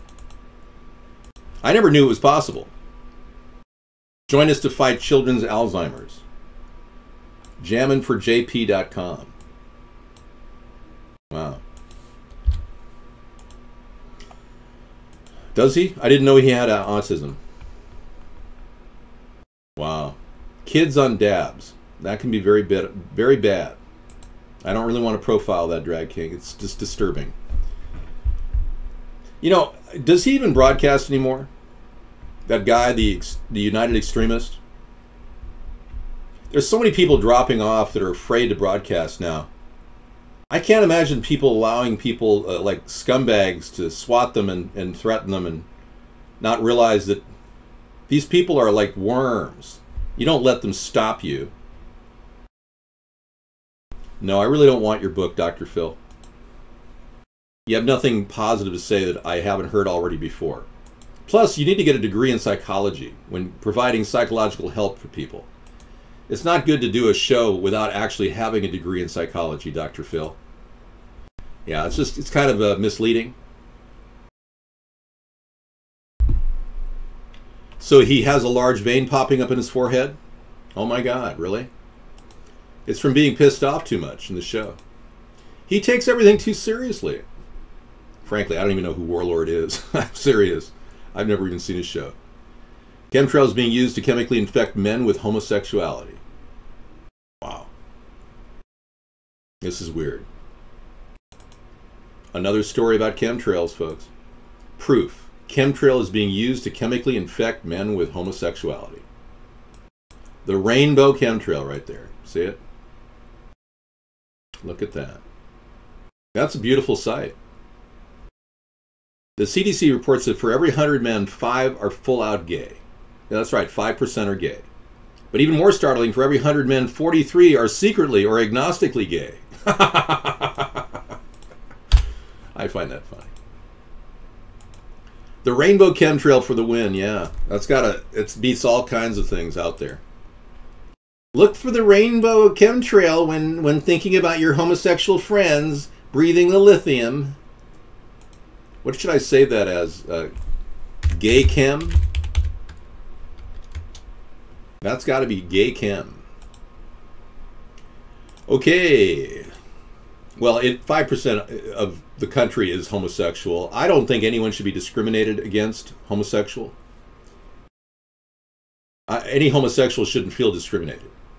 But for the same token, I don't think homosexuals should walk around going, boy, you got a really nice ass. And that's sexual harassment. It's just not right. I don't like the idea of somebody walking around staring at my butt. It's demeaning. I know how women feel now to be treated like an object. When you walk around, you have such a studly body like me. People look at you a long time. Yeah. And you feel a little bit weird, you know. People are like, come on, man, stop staring at my ass. No, my chest is like a sculpted Adonis. I can't help it, man. It's all natural. I don't drink, I don't smoke, I just poke that poke. I don't get homosexuality. I don't get it. I don't really want them to bother me, but you know something? I don't want people to be prejudiced against homosexuals. Long time don't know. You have rights. I know you do. You have the right to remain silent. You have the right to an attorney. If you do not want one, one will be appointed to you. You can be Mirandized just like the rest. No, I'm not high. I don't do drugs. I don't get it because I'm not gay. Okay? You're a legitimate doctor. You got a legitimate degree printed off the internet on back of a Chinese takeout menu. I was wondering how you became a doctor, Dr. Phil. Well, and many people are so angry at gays, they'd punch him in the throat like the breeze. You know, I used to know a guy who did that. He actually was in a bathroom in Venice Beach, you know, where I used to hang out. And he told me that some guy walked up to him and said, "Say fella," you know, that kind of thing.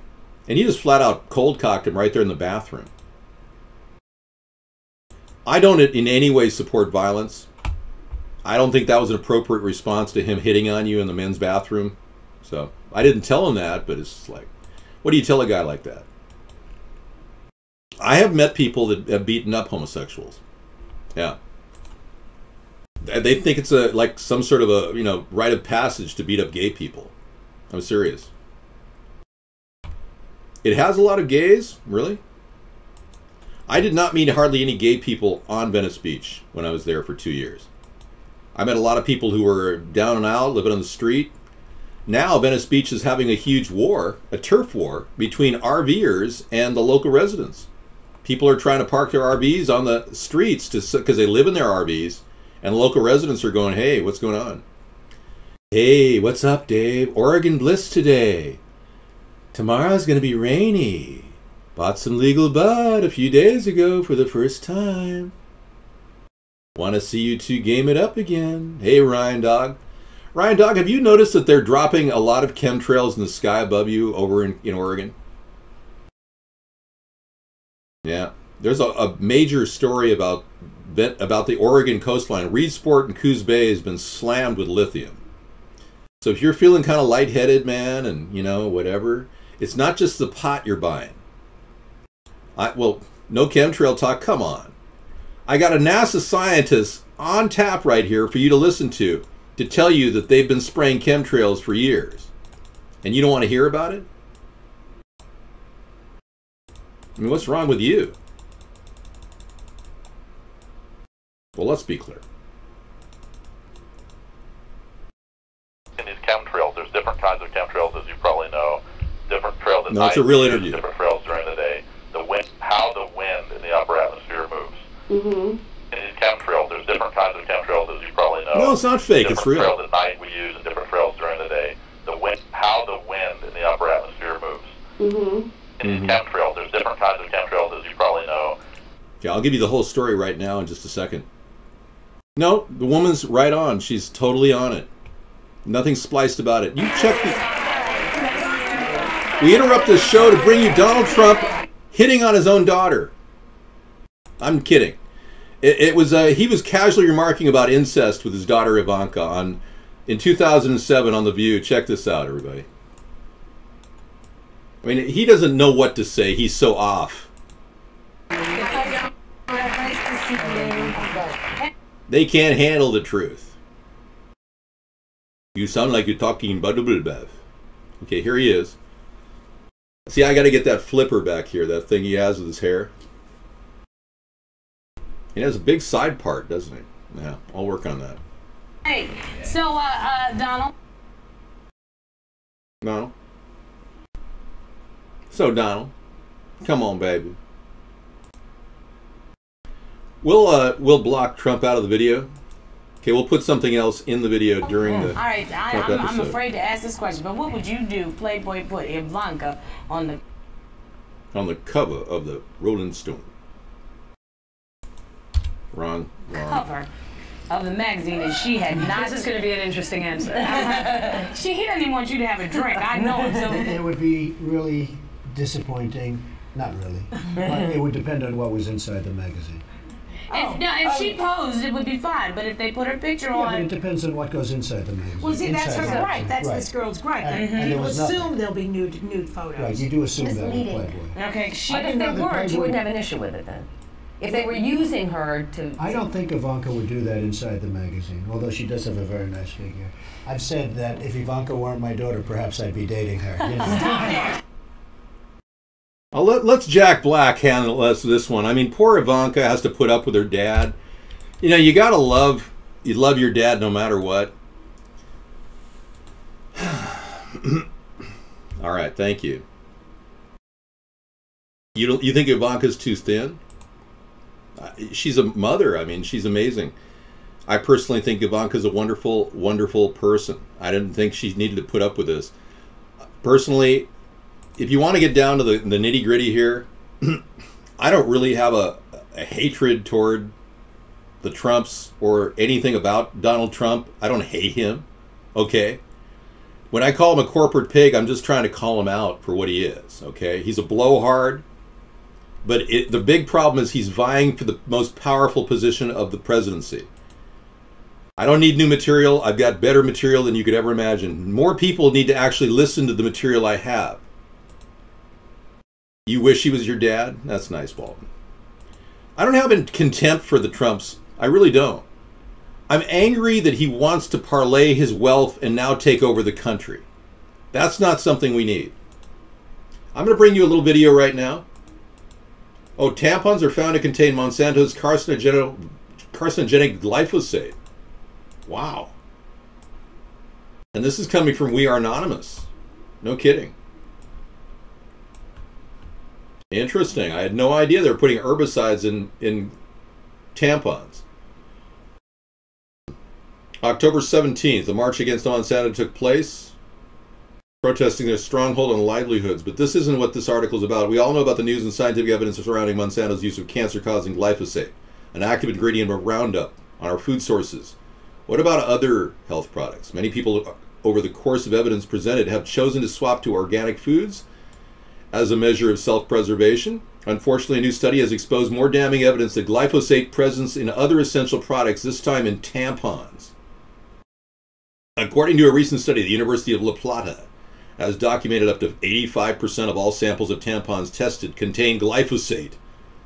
The probably carcinogenic substance, according to the World Health Organization, is present in the cotton gauze used in tampons and other considered sterilized health products. Oh my God, folks. Can you believe this? The result of this research is very serious. When using cotton gauze to heal wounds, thinking they're sterile products, the results show that they are contaminated with a carcinogenic substance. Wow. Thank you. Leprechaun is not my favorite thing happening. I'm not sure why you'd be into that, but whatever. I don't know of any legit universities. Yeah. Most of them are on the take. I mean, look at Trump University. How much money? How much money is Trump University? Does anybody know? The problem is China. China. Well, all I can tell you is we don't need any stinking, fake, non-credentialed universities like Trump University. Robbing people of money. I mean, that's a scam. You can see it's a scam. I don't think it's right. Reusing tampons is not appropriate, real Dr. Phil. Yeah, that's not safe. In no way is it... I don't even know about La Plata, so yeah. I can't verify that article. I'm sure Monsanto's already got a team of workers, and Dow Chemical has a team of workers preventing anyone from accessing that article again. I don't think you should put tampons in dishwater or dishwashers. No.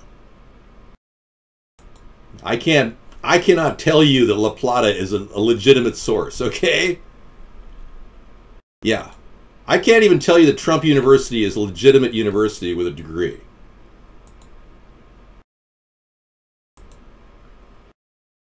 Look at, frankly, I don't really want to talk about Donald Trump's wanting to date his daughter. It makes me feel uncomfortable. And for you to bring up Mickey Dolenz and his comments is even more uncomfortable for me. All right? All right, everybody. Lithium, we got somebody from Oregon who wants to take a look at this article. This is the article about lithium being sprayed over the skies of Oregon.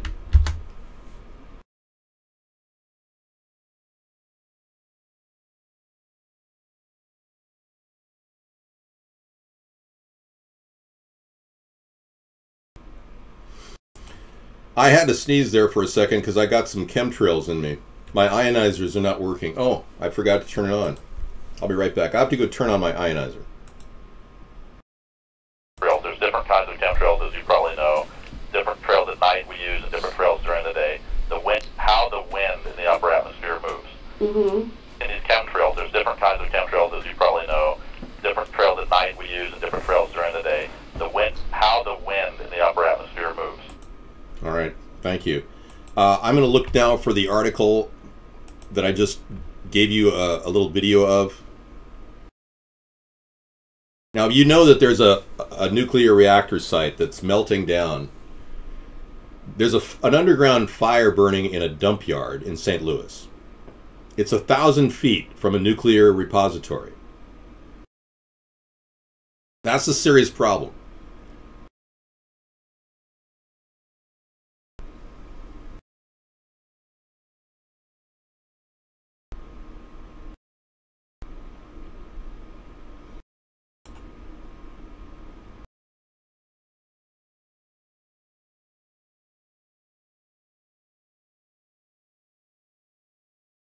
Here is a story of what appears to be a major potential.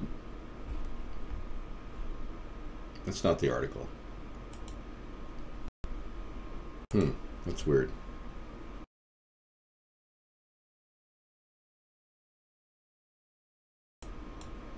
Oh, this is another story. Yeah, that didn't make it. Wow. Okay.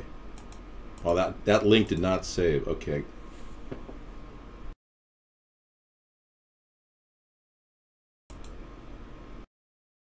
Hang on. This is just something I'm putting together. Chemtrails released by a NASA rocket launch. I'm seeing if that pops up too.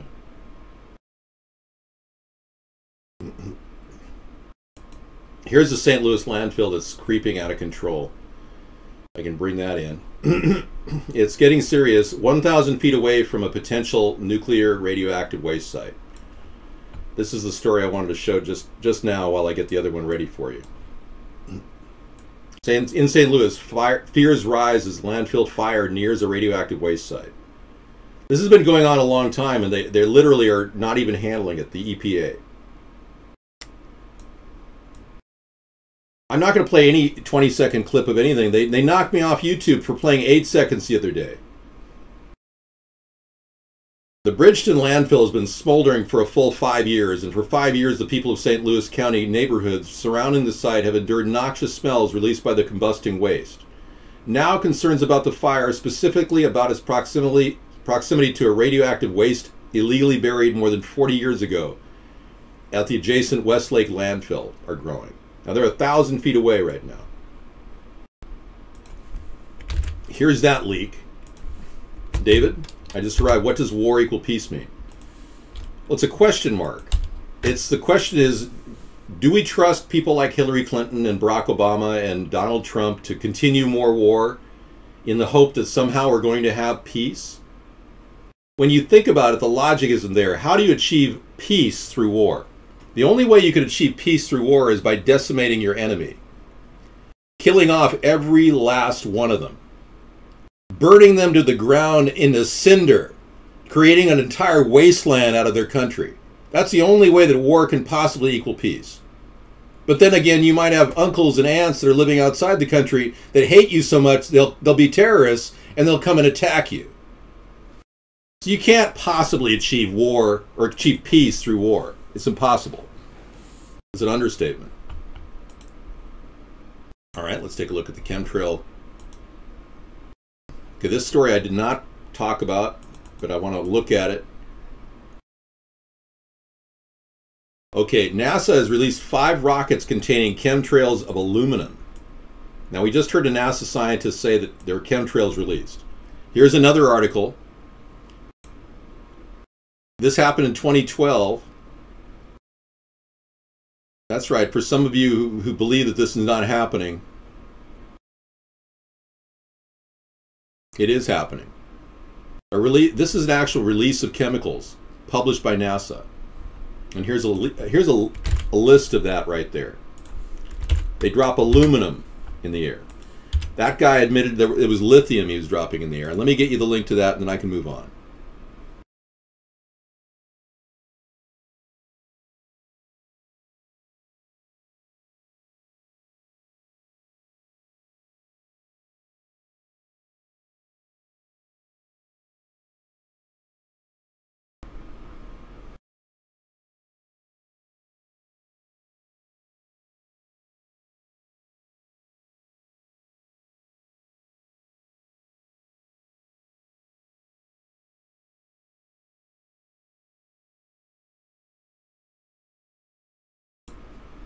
Okay, here you go. This is where I found the, this is where the site is, and you can check it out right here at humansarefree.com. Wrong site. Hang on. This is the site right here. Okay, that's it. Humansarefree.com. Check it out. On it, they show you the NASA scientists from Goddard Space Lab. No, it's legitimate. And you click on the link, it's all legitimate. And by the way, that NASA scientist is out. He's no longer working there. They fired him, according to Meow TV. If you were President, David, would you bomb other countries? No. Unless they attacked us, I would not bomb other countries.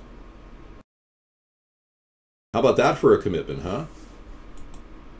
And I promise you, I will subtract troops from the Middle East.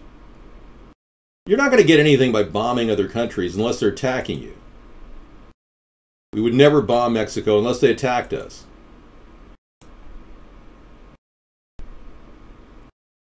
Thank you, Abel.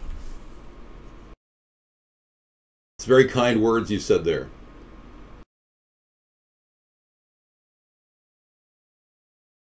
Dr. Phil, you're having some serious problems. I think you may possibly be having a mental breakdown. You may want to contact Dr. Phil, or the real Dr. Phil, even though he's not a psychiatrist. He might be able to help you. I'm sure their staff would take your call. Just say you're the real Dr. Phil online and that you'd like to, talk about your mental illness. Dave, HARP caused Patricia. Can you prove that got erased? No, we will not use uranium-tipped ordnance. Like I said, I don't plan on bombing any countries. We're not going to be using our weapons against the poor people of Yemen who are having a marriage party, who ended up dying. 12 people died during an attack by JSOC. JSOC is the personal military venue for the president. Ever since the attack that Jimmy Carter put on Iran, where he tried to get the hostages released that were held by the Iranian terrorist nation. This is a long time ago. Jimmy Carter had a failed operation in which 9 helicopters crashed in the desert. It was mostly due to the fact that the dust and dirt from the sand there went into the impellers of the helicopters. Right after that, they built Joint Special Operations Command recruitment. And you can see JSOC right now in action. Check it out. These are the ones that fired on the poor marriage party in Yemen that we're now paying back damages. But this is all hush-hush. People have to know that Barack Obama has done as much bombings and attacks on countries by JSOC as George W. Bush. They need to know that. These people are ready for action, and they will do the dirty work of any president that's bad. So I will not engage them unless our nation's security is jeopardized. Then we will use them, but only then.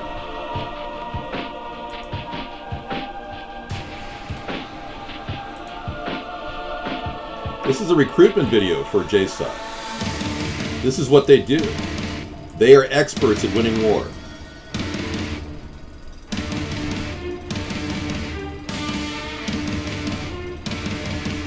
Impressive stuff, gotta admit. This is what gets people into the military, guys. They like this stuff. Incoming, duck and cover. No, this is not Call of Duty. This is a JSOC recruitment video.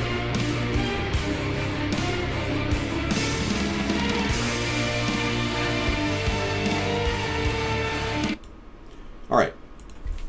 This is what they're good at. They can target anybody. You're saying that Jimmy Carter is my hero? I'd like to say that I thank you for saying that. I did lust after a Playboy magazine, but I didn't tell Rosalind. I don't think Jimmy Carter was that great. No, he was a weak president. You know that Jimmy Carter joined the Trilateral Commission not realizing they were an arm of Satan? Yeah. Need I remind you what Rockefeller said? All we need is the right major crisis, and the nations will accept the New World Order. David Rockefeller. What's he doing now? David Rockefeller just had his 9th heart installed.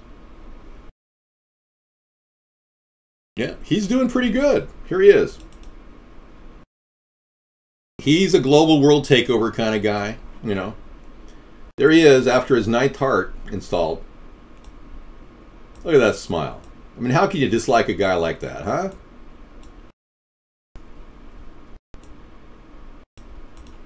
He kind of looks like me a little bit, doesn't he?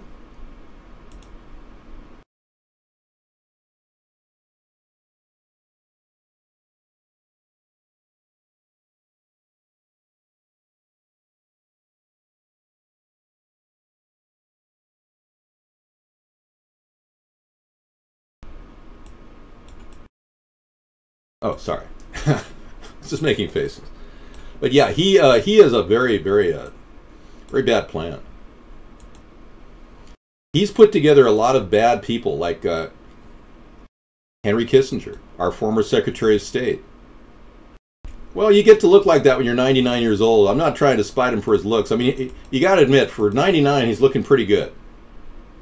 But we do have a little problem with the Obama connection to Henry Kissinger.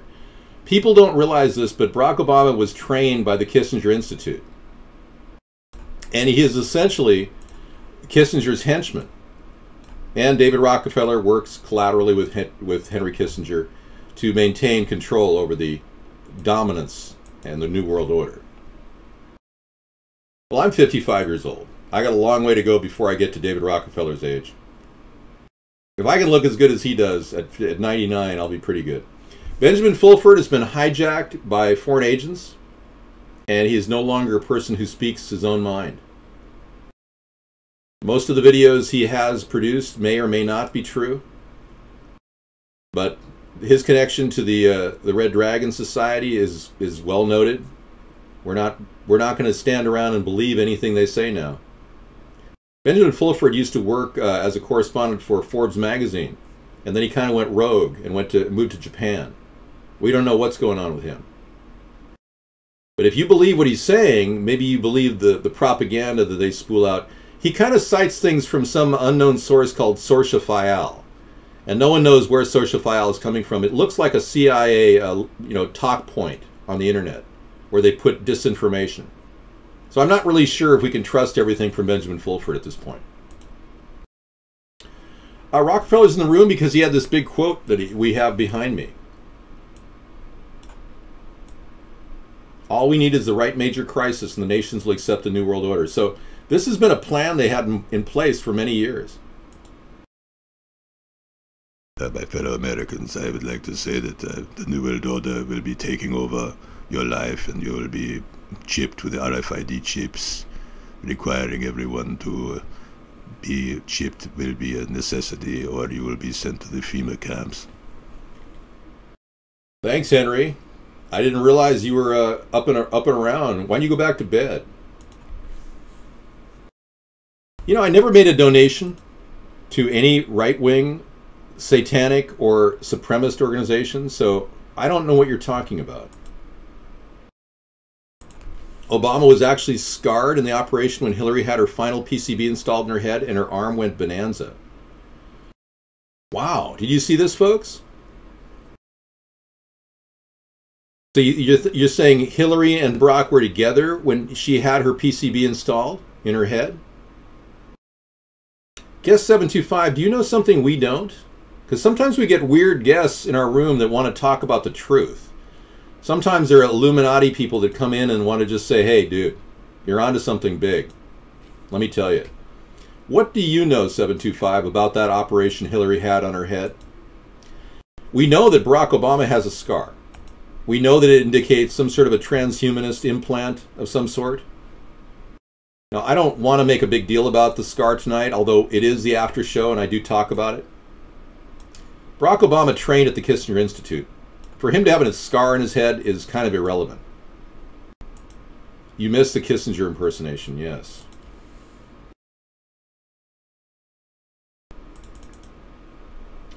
Well, there's a lot of evidence. I have another pick for you. Yeah, not the same pick, no. I have other picks for you with Ska. Yeah. Don't worry, I got all kinds of fun stuff for you to look at. I'm here for your enjoyment. I got to be here for something. I mean, there's got to be a reason. Now, ignore the alien head structure here, but there's another vision of his scar. The backside of his head. I don't know if he had a head like that. That's a bit of a stretch, but I don't think that's relevant. But yeah, there's images of the left side and the right side of his scar. See that? Left side scar, right side scar. Head surgery. Well, you can call it whatever you want. This is more than entertainment. This is the beginning of a new political direction in our nation.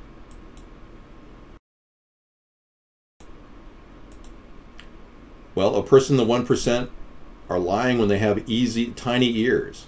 Really? I did not know that. A drug used to cure hay fever may actually... Ah, Nosferatu! Boy, that was a click on a link that I got with Beekman, Nosferatu. Let me look at this other one. Alzheimer's breakthrough. Hay fever drug rejuvenates the brain and reverses aging process. Well, that's a good link. Any of you know anyone with Alzheimer's? They're getting some positive results from things like cumin. Have you guys ever had cumin?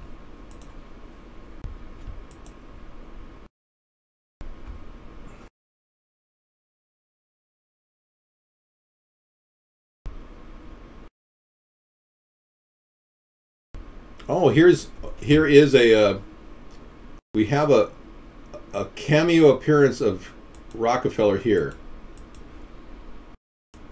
David Rockefeller, folks. There we go. Really, it looks a lot like that guy in the Munsters. Grandpa, remember? Now you're saying that's David Rockefeller. My God, you're right. That's freaky. So you're saying David Rockefeller was a cameo appearance of Grandpa in the Munsters? And you expect me to take you seriously? And I'm talking about transhumanism and scars in our president's head? And you're talking about a Munster? Do you realize why people take this show as like not so serious sometimes? Because you're directing the chat, I'm not. I'm just an interactive, virtual, organic character that you created in your mind. Do you really think I exist? Some of you have doubts, don't you? All right, now, we've established that the president has scarring that would indicate neurosurgery. 725 just made a remarkable statement. All I know about the operation is that there were only 2 people watching it. Now, 725, you made some pretty outrageous statements in the show when you said that Obama was actually scarred in the operation. And we want to know a little bit more, if you don't mind, being you're an anonymous viewer, exactly what you mean, because this is the first I've heard of anything like this. I mean, you're like dropping the big chat bombs here. 725. Yeah, we need some sort of something clear. You said all you know is that the operation... 725 believes he has something, some tangible information on the operation that Barack Obama had on his head, or the one that Clinton had, that created the robot. Last week, Clinton announced she's a robot. So...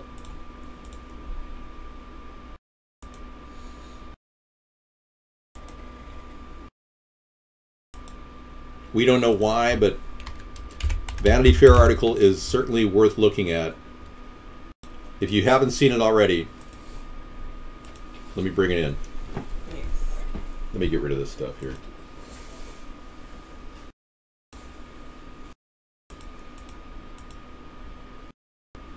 Hillary Clinton saying she's really not even a human being. Now, if you haven't seen this, folks, this is perhaps the biggest clip we can bring you. Vanity Fair is known for making some pretty interesting statements, and they've had lawsuits. They lost a lot of money. Vanity Fair usually checks their information. She's not even a human being. Okay, look at that article and look at what's in there. It'll blow your mind. She actually admits that. I haven't read this, no. Anything from 725, we're waiting for some validity whatsoever to your statement. We don't know how you got this information. It can't be bad to whiten your teeth because you're adding all these chemicals to your teeth and to your body. Yeah. Like, I guess now that I learned more about glyphosate, you're right, it would be bad that it's if it were in tampons. We just found out it was in tampons. We're a little worried about, and it's the ones that were over-the-counter kind of things that women just think cotton is safe. I always talk too quietly. It's okay. It's okay. She doesn't have a big voice like I do. I have these great shoes. Oh, yeah. Check out these shoes. That's my shoe.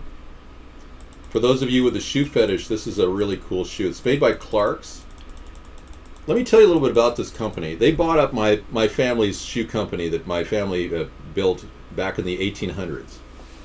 Hang on a second. This shoe is a very interesting shoe. It's a prototype. See these little holes here? I don't know if you can see them along the side. They're breathe holes. Isn't that ingenious? Breathe holes. The most comfortable shoes in the market, in my opinion, Clark's shoes. I am not an albino. And you're accusing me of looking like Obama. Wow. Yeah. I look a lot better than Obama, thank you. Thank you. Hello, darling. Guest 807 says hello. Please say hi. Thanks, darling. Hi, thanks, darling. Thanks. So you're going to get... yeah, so David, the Rockefellers are part of the satanic bloodline. I heard about that. Yeah, the Rockefeller bloodline, the blood drinkers. We normally handle these stories like that on a Monday night. So I'll keep that link set up for Monday night to talk about the Rockefeller bloodline to Satanism. Hey, you guys, I have no real connection to anything on an extremist level. I have always been a moderate and the middle of the road kind of politician, but more realistically, I'm a centrist who's willing to find compromise. The discussion tonight is about politics and ending war. We want to stop the wars that our president is fueling. When he said that he supports training of ISIL forces and ISIS, his next step to basically supporting our enemy. And this is pretty interesting when our president actually openly admits to supporting our enemy in front of the American people and nobody even cares. Was moving too slowly, but the fall of Ramadi has galvanized the Iraqi government. So with the additional steps I ordered last month, we're speeding up training of ISIL forces, including volunteers from Sunni tribes in Anbar province. Okay, thanks, Brock. You can always rely on a guy who's so twisted that he doesn't even know when he's speaking the truth or not. In that particular case, it was the truth. Yes, David does Truth Tuesdays. I do everything. I clean the house. I take care of the outside lawns. I've got an acre to work on here. Sarah is basically, more involved in teaching, and I'm more involved in just retirement. I have the time to do the things necessary to keep everything looking good. I do the dishes. Yeah. I do the cleaning. For the most part. I like to clean. I try sometimes. But I like to clean. I don't... I'm a neat person, and I don't mind cleaning. I really don't. You do a much better job than I do. I don't know anybody who really cares that much about... I'll say that. I don't know anybody who really cares that much about cleanliness as I do. It's the same one as up there, I guess. Yeah, it's just a close-up. Thank you. Yeah, the chem lines... We've got a clean house, exactly. We get a clean house. I want to clean the air above me. When I look in the skies in my area, they're dropping chemtrails on a daily basis. So I got more air filters in the house. We're running them at a full-time schedule. We've got clean air in the house. I don't go out that much because of the chemtrail activity above my house.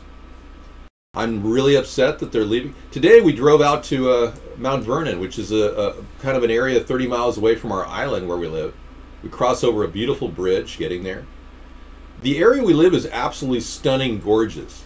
But I told Sarah, look at that cloud of lithium sitting on top of the Mount Vernon area. And when you go out, and you're in my area, if you happen to be watching our show, and you go out and you look across the valley there, Mount Vernon is a large valley, you see this cloud of smog. It's actually the lithium they dropped last week. No, I go outside frequently, but it's usually with my gas mask on, and you know, to make sure that I don't breathe the chemtrails. God, yeah, they are dropping lithium on top of our heads. I think I just explained to you that the NASA scientist said that they dropped lots of lithium, and he says it's totally safe. You haven't heard that? I've played it numerous times in the show. No, it's not Librium. Librium is a tranquilizer. It's a sedative. You take lithium carbonate, what are you, psychotic? Manic depressive? You know that there's a cumulative problem with your liver when you take lithium? Let's go to the war room where we will discuss what we're going to do in the event of more hostility with Russia. And Sarah, we're going to kind of troubleshoot this with some people, some experts who can respond to the war room, if you will. Answer the phone. Know that you're home. That's really all it's about. It's picking up the phone and calling Putin. Yeah, just call Putin. It's that simple. That's simple. So we're going to go into the Dr. Strangelove world with George C. Scott and answer the phone. Here he is. The late George C. Scott, in his infinite wisdom, was just trying to respond to questions. I dislike this. You hate this, yeah, I know. Well, because he's chewing. Oh my God, he's chewing gum. Oh, the worst. We can't play this because Sarah cannot stand anyone chewing gum. I really don't like it. Thank you. Not everyone's going to try to chew gum around me. They know how much I dislike it. Dr. Phil, I don't believe Obama is a cyborg from the year 2550. Because in the year 2525, no one created a cyborg. No one ever created Obama. I believe that Obama probably had brain surgery. That's fantastic, Curly Fries. They can email David, AmericasThirdParty @gmail.com. They can call 707-UR-ATP. Yes. This is our phone number, 707-YOUR-ATP. Have the Iowa Des Moines Registry call me. I spent a day in Des Moines when I traveled across country, and I got my motorhome repaired at the, I had a motorhome at one time. I got repaired at the Onan generator repair station. It was an Cummins Onan repair station. And I met the nicest people in my entire life in Des Moines, Iowa. They were just the best guys ever. Cummins Onan, really good group of people, and they gave me excellent repair service on my generator. Those are the days. I used to RV it across the country, but I gave that up. Oh goodness, no, you just should not do that. So please do not talk about chewing gum around Sarah. She doesn't like it. She hates it. I have not had a stick of gum since I met you. Thank God. I used to like chew Trident when I was a kid because I was trying to diet all the time. And I didn't realize Trident later in life had an amazing new fluoridation chewing gum. So you can actually get Trident with fluoride in it. You know that? For those of you who really want to get stupid, you can start chewing it directly, and you can just eat that fluoride. Eat that fluoride. Yeah. Okay, I'm going to use the restroom, and Sarah's going to talk to you. Mints and toothbrushes. But there's nothing worse than a chemtrail picture behind Sarah, because she doesn't believe that chemtrails are as bad as they are. But that's not her problem, it's my problem. I'm the one who has to focus on all these issues I took on when I opened up our Conspiracy Monday show. I decided I needed new voters, so I wanted to ask questions. And when I ask these questions, I get people to actually say, wow, you're actually asking the big questions. It's actually a winning point for us. We do like the fact that we have various people that are despondent about politics and getting more excited because they've got a presidential candidate who will take on these big issues. Okay, we have another piece of information from 725. Hold on, please. Okay. Thank you, 725. You guys, you're giving me some pretty good stuff for my notepad. When Hillary had her stomach bug issues in 2013, they met at Karolinska Institute in Sweden. Obama was there also. Thank you. We're getting some really interesting stuff from 725, folks. I don't know if you're watching his chat, but he is giving us some inside information as to what's going on and why Hillary said she was a robot. She actually said in the Vanity Fair article she's a robot. Ticking time, this is not the time to get naked. I have eaten gumbo. I liked it. Okra is okay, but it's a little slimy sometimes. It can be slimy, I should say.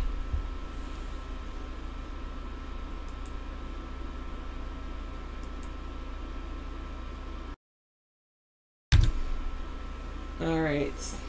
So did you all have a good Saturday? Saturday's a nice day to you ate the best gumbo tonight? That's great. Fantastic. So you had a big gumbo meal? Yeah. Spicy is good. I like spices. I'm more of a... I like Thai spices. Like super hot Thai food. Well, maybe not super hot, but hot Thai food. I like that. Spicy Thai food. Especially anything with coconut milk or peanut sauce. That's my favorite. You're still under your truck. How are you watching your show under your truck? I can't fool you, Mr. Mike. Why would I want to fool you? You Jack and Coke. Oh. Like Jack Daniels and Coke to drink with your gumbo? That sounds like a really southern dish. The real Dr. Phil. Hello, lost one.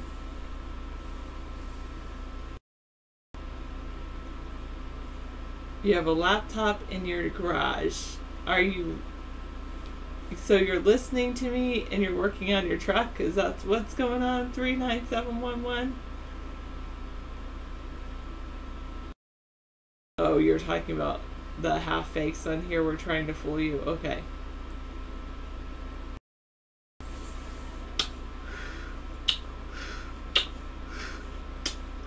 Like that, like constantly? How did I pronounce it?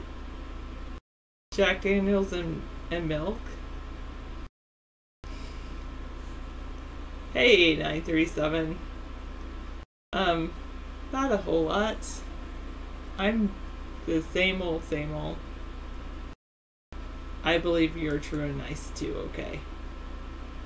Yes, that thing with the cat brushing the teeth, it's so hilarious. Des Moines, correct? What did David say?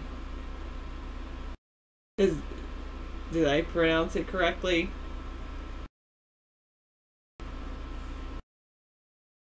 Did he say Des Moines? Sometimes he does that, I think. I think he adds an S on it or something. Oh, you missed the kisses? Okay, hair toss.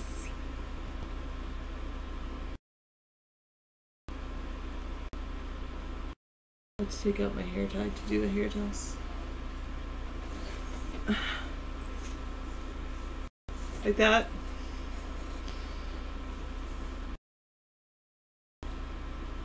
David's not here at the moment, Beekman. It's and I know it's pronounced Des Moines. I don't know how he pronounces it. I'll ask him when he comes back. Alright, sounds good. Go crawl back under that truck. Just stay warm while you're working on your truck. I guess you're in a garage, so that's good. You could turn up your speaker and listen to me talk about you working on your truck. Hopefully you can check your computer on your truck if your truck is of the computer age. Thank you, Oil. Do I? I didn't realize that. Iodizer. Oh, really, Dr. Phil? I wouldn't do that unless I was in a very warm place. See, like, I would like to wear a jacket because it's not in a very warm place up here.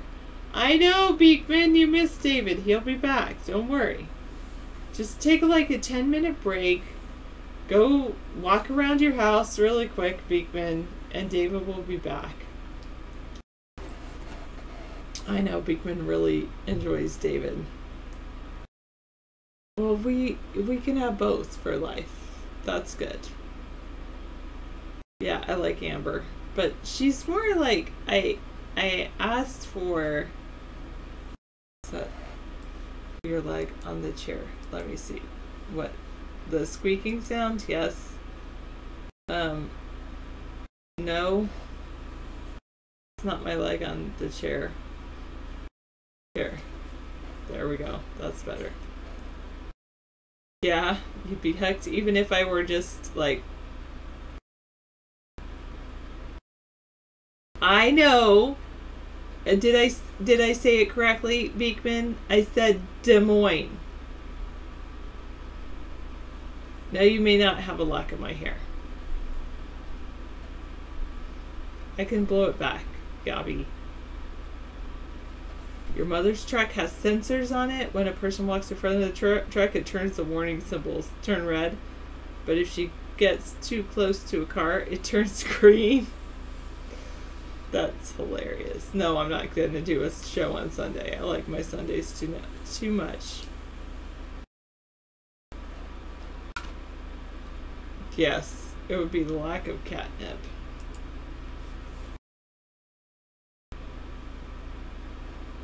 Des Moines? Am I pronouncing it correctly? Des Moines. That's how it was. That's how I've always pronounced it. Yabi says yes.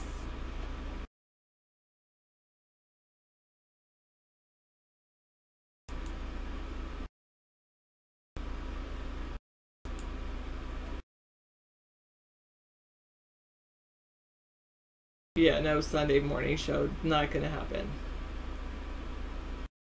You're from Minnesota? Very good. Thank you, Beekman. I'm glad I can pronounce the name of that city.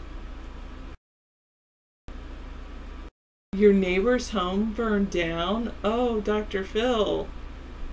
Are you going to help them with their home? Like, get some clothes or something for them? A good remedy is never as good as a great remedy. I'm sorry, Iodizer. Minnesota. Minnesota has a fantastic...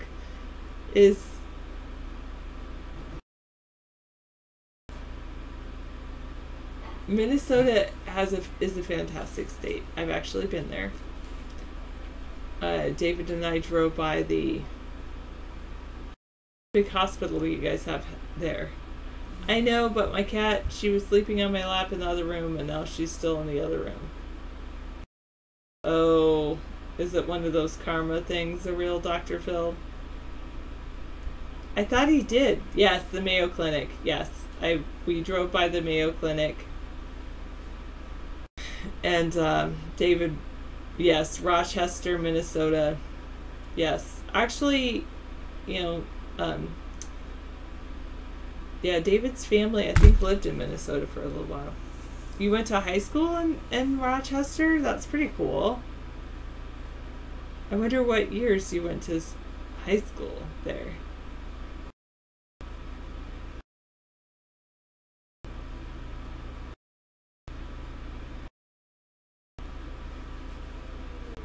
Oh, thank you, 94006, for... You've been following my work for many years? Wow. That's pretty amazing. And you're a big fan? Thank you.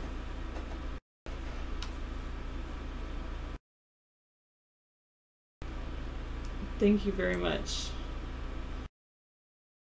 I do what I do to help David and his party? Okay, I'm glad you're okay, and I'll make sure David knows how to pronounce Des Moines. Des Moines?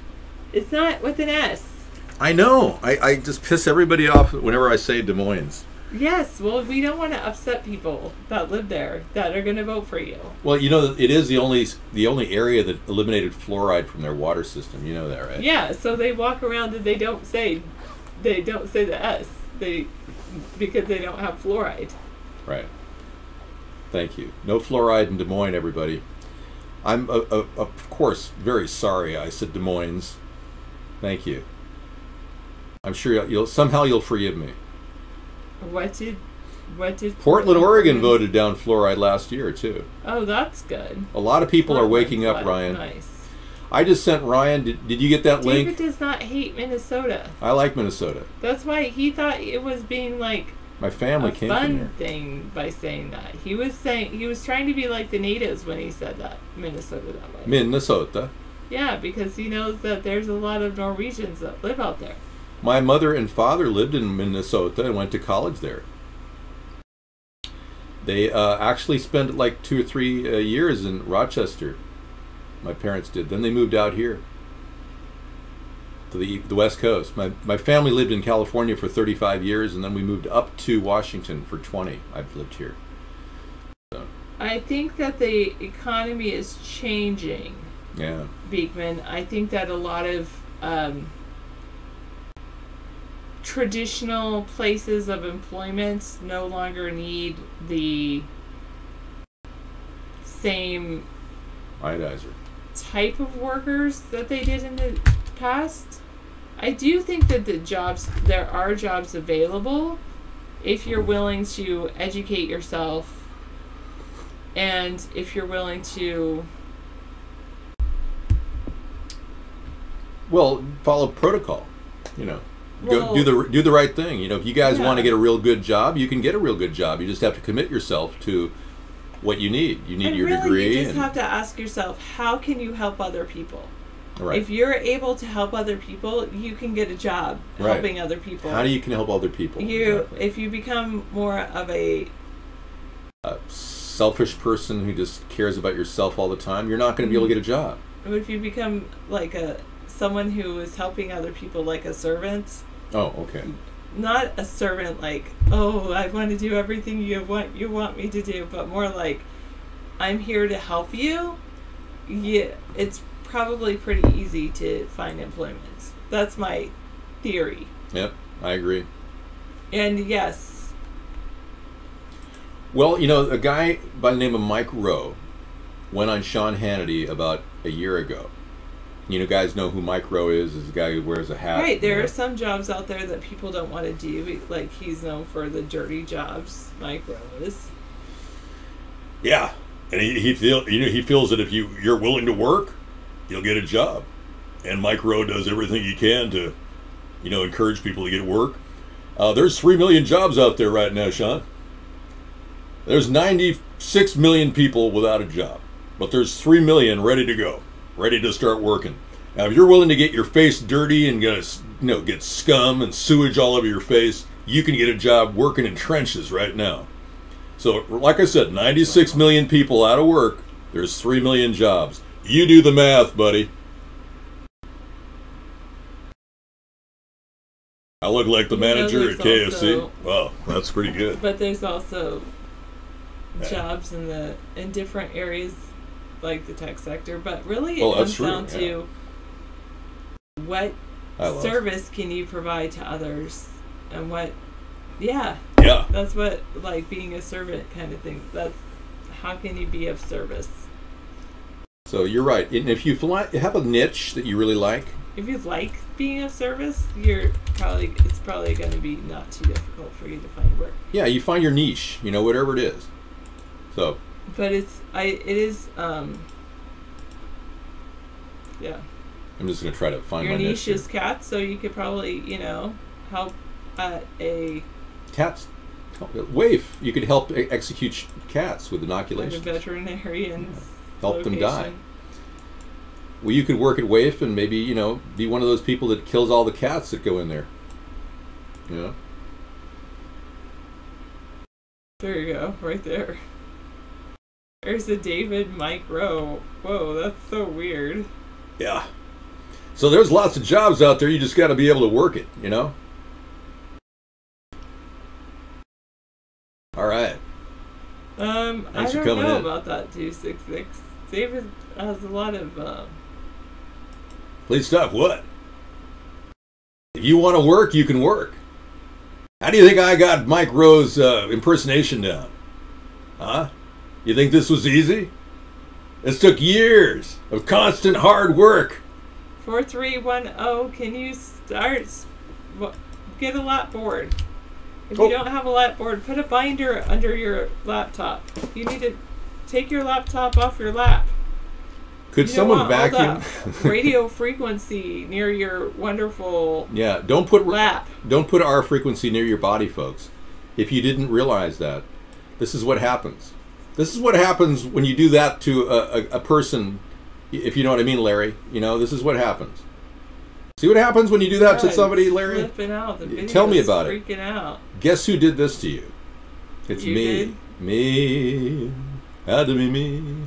Yeah. I did it to you. Hold on just a second. We're getting back in the chat room. Hold on. You feel too tight. We're singing songs tonight. Everything is going cool. It's a Saturday night. In the pool? In the pool. Something, I don't know. I'm just going with rhyming. Somebody said you can be a great songwriter if you just walk around rhyming everything. That's what I've been told. Now, Jim Morrison did it. It worked for him, but, you know what happened to Jim Morrison. Well, do we really know what happened to Jim Morrison? Is he still alive? We're back. We're back. Amber's sleeping. I would be very remiss in taking her away from her slumber. Not like this, David. Not like this. Don't go out as Mike Rowe. Oh no, Yoko! So they took millions of dollars of marijuana out of Coleman County. And what are these guys going to do with it? Smoke it themselves? I mean, gosh, what's going on here? DEA breaking into a wonderful, perfectly legitimate operation going on in Arkadelphia out in Alabama. It's illegal to grow marijuana in Alabama, and here they are, just putting them all those trees, and that could be broken into hash. They could make some really fine quality medicinals or edibles. No, I'm not a big smoker. I'm preferring vaping right now.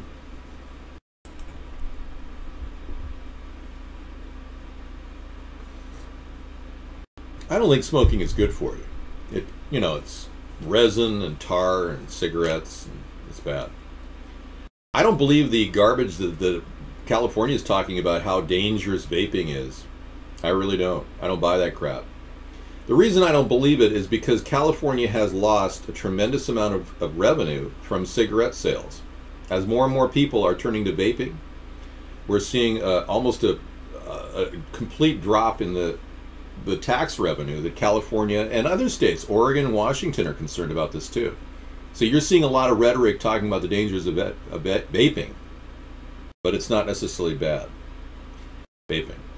I don't think there's any scientific evidence that suggests that it's destructive to your lungs at this point. Now, someday I may be looked at as like kind of like Ronald Reagan when he was endorsing cigarettes and cigarette ads in the 1950s. There was always Ronald Reagan with a cigarette in his mouth, believe it or not. Really? Yeah, they used to think that cigarettes were the healthy thing to do. Now, if that's not bizarre, I don't know what is. Well, a lot of people talk against vaping because all of the cigarette companies are against vaping. Big revenue is lost from vaping. Vaping has changed an industry, and all these Democrats, Republicans, and again we get back to the two-party system here, folks. They're hooked up to this gravy train of your tax revenue. Now, they can't think about cutting the waste. This is why the Democrats, Republicans have not cut the budget or haven't even had a budget in 5 years. Seriously. We have an incredible problem here, and ironically, the only people that are going to solve it are the American voters. If you continue to vote party line, You're never going to step out of the box, and we're never going to get this thing started. This is a chance to unite the country in the center of the political spectrum. That's what we're all about. If we can find a way to downsize the size of government so we don't have to tax you, we'll welcome your vaping. You know, frankly, there's a big growing movement right now. A lot of peaceniks are going to living off the grid right now, believe it or not. Many people are building sustainable homes. A lot of tiny houses are becoming popular. In Portland, Oregon, there was a tiny house symposium just a couple months ago. Oh, yeah. It was kind of a weird, you know, it's a new trend. So what I want to tell all of you, and you Democrats especially, this is a growing thing that I'm going to protect. You know, in Colorado, they want to stop people from doing water catchment. Well, right now, water catchment is necessary to survive in those types of environments. We're going to take a look at a tiny house community in Portland tonight after our show in about 20 minutes, so I'm going to kind of cue that up. But we want to kind of bring on kind of like the hippie aspect of our show on Saturday, because Sarah and I are kind of, we're kind of, you know, hippies at heart, political hippies. Kind of like these two people, you know. And we're going to talk about this growing movement in and around Portland and other states. But I will do everything I can to protect water catchment, and I will make a point of telling governors that I will prosecute any governor or state that imposes water restrictions and septic restrictions on people trying to live off the grid. And anyone trying to have electric systems put in their house, we're working with your utility companies, and we're going to try to make sure that electric battery systems can be amped beyond 48 volts. Right now the limit's at 48 volts, and it really should be at 120 volts. Because you're mapped for 110 volts in your house. So we need battery packs that'll handle a full house load, and it's the most efficient way to use and store energy. So as we grow toward a sustainable economy, many of you are going to be wanting to move into smaller places because they're easier to heat, and I don't want to prevent people from starting their own life on a piece of property. I have a completely different vision of our future, where we have water lines stretching across the desert, providing fresh water for people, and communities formed around those water lines. And all that water could very well be made, passive desalination can be used to create that water. Did you get what 879 just said? No, what was it? So you're one of the 10 people that know about this operation that Obama and Hillary both had? Go back to what he said. Yeah, I'm going to in just a second. Well, okay. Let me just bring in my ocean pipeline for all of you to look at. One of the solutions we're pushing. And this is a peace project, folks. This is might want to copy that. I copy everything from 725. 879. 879? Okay, thank you. So now lots more people know at 879. Thank you very much for sharing. Many of you who are also perhaps elitists in your own right and have a lot of money are perhaps watching this show and want to get a new political voice to give you guys a chance to deal with robotized cybernetic organisms that are working through dark channels and cabals to control the future of our country. Yeah, that's the best way I could describe it. I'm here for you. You've got a listening post. I will listen to your calls if you want to call me up ever, even privately, and tell me about your concerns about this weird stuff that you're seeing. If you're seeing a president robotized right now, we got problems in River City, folks. As a human, I'm extremely concerned about the future of our nation, and if it's heading towards cybernetic war-like creatures dominating our world, we don't want the worst possible people running those creatures. Seriously, we're headed toward robots in our streets as cyber cops, and we need to get a democracy to power up and prevent abuse in this area. We don't want cyber cops. We don't want what the sci-fi shows of the past have prophesized. Many of us are concerned about Skynet, and some people are even saying Google is Skynet. So we've got this growing, cool, environmentally conscious movement growing. At the same time, we've got psychotic criminals who are trying to commit genocide and control the world with cybernetics. And I certainly don't want those kind of people running the presidency, the most important position out there to lead this nation. And we're not going to change direction, because we haven't changed direction unless we get a new president with a new vision. Obama has not been that visionary. Many of you didn't realize it, but he was reading off a teleprompter during all those speeches. I have never read off a teleprompter. I do this show from the inside of my soul, and that's why I'm the guy for this job.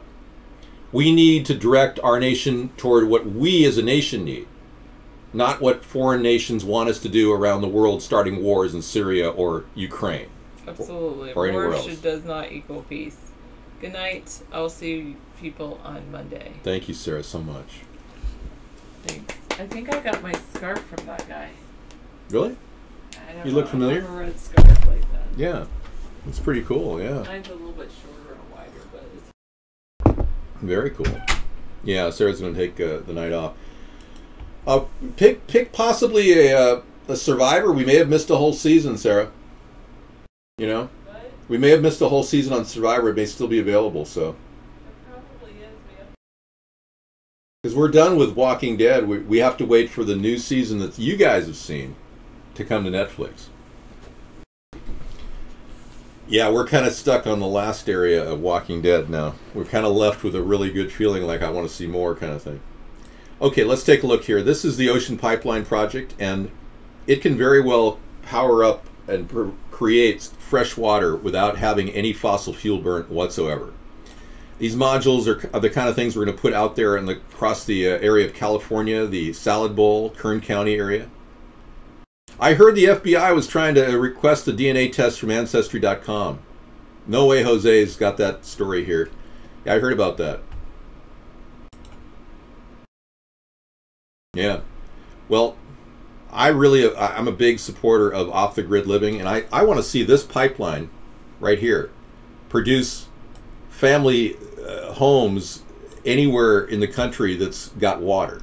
So, I mean, these people could easily put up a tiny house right near an ocean pipeline and be living fine, you know, and have a roadway near it so they can drive back and forth to cities. These things could spider out of cities like Albuquerque, Flagstaff, Phoenix.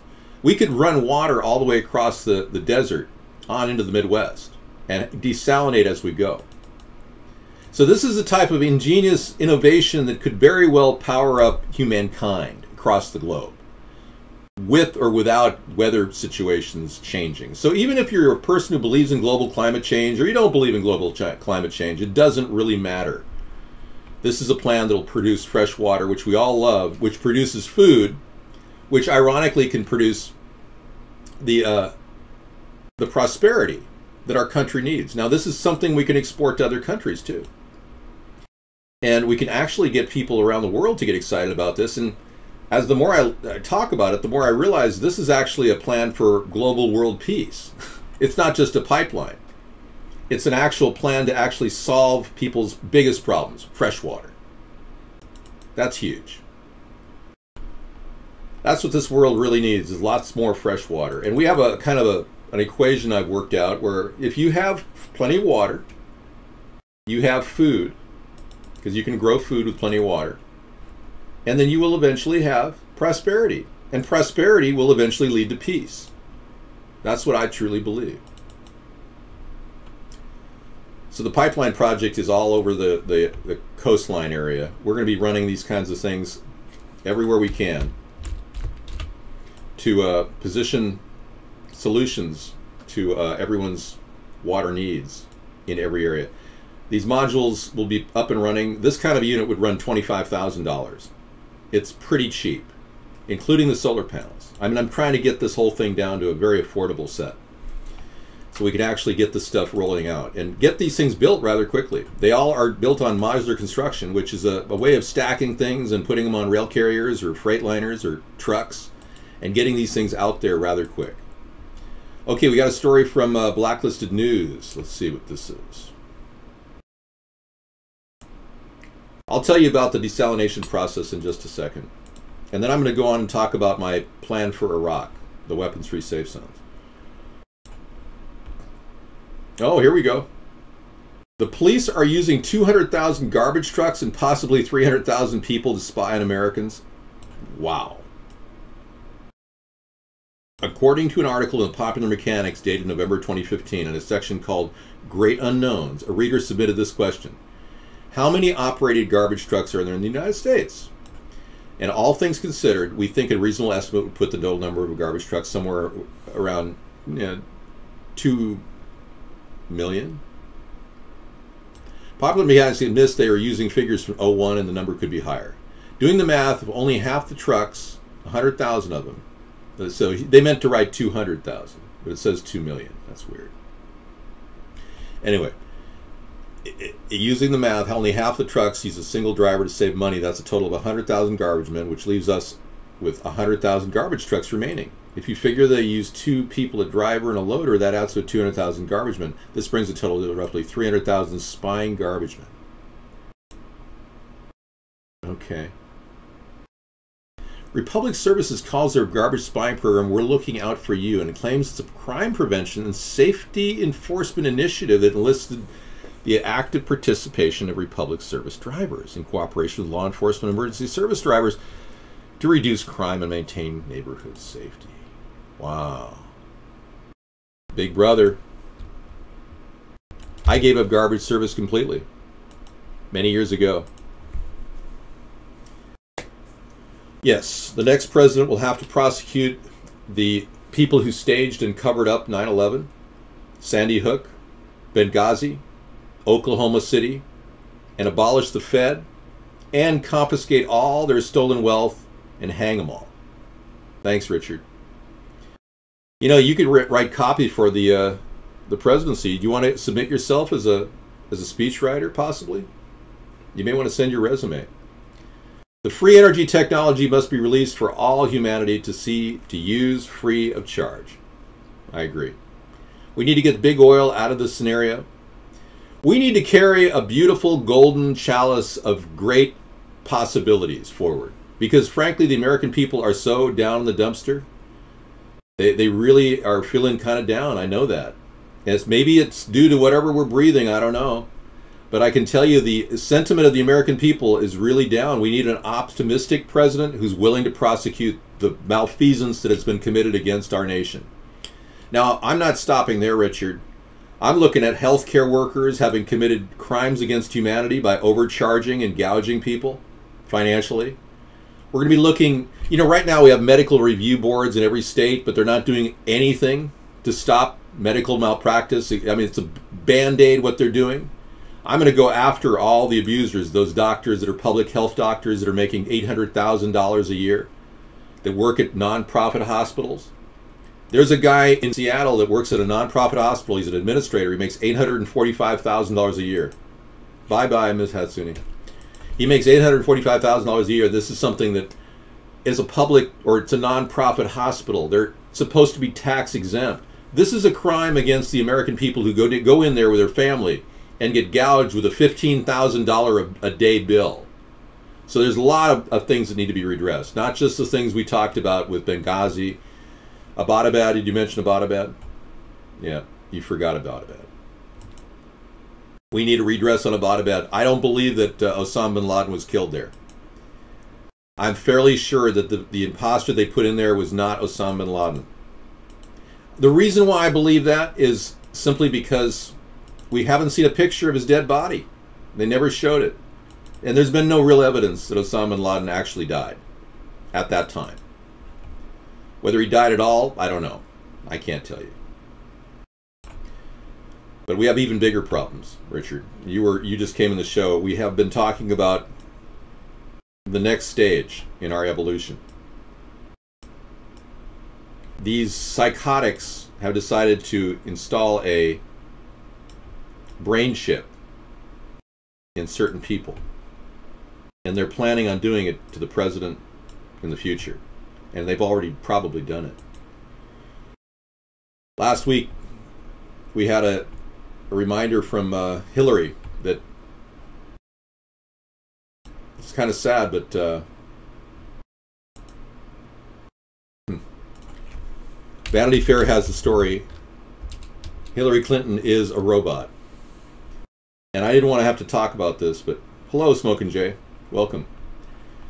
If these people who want to start wars and implement strategies of taking over countries, and Big Pharma being part of that, oh, I know. They definitely need to redress their problems. Big Pharma is a whole other issue.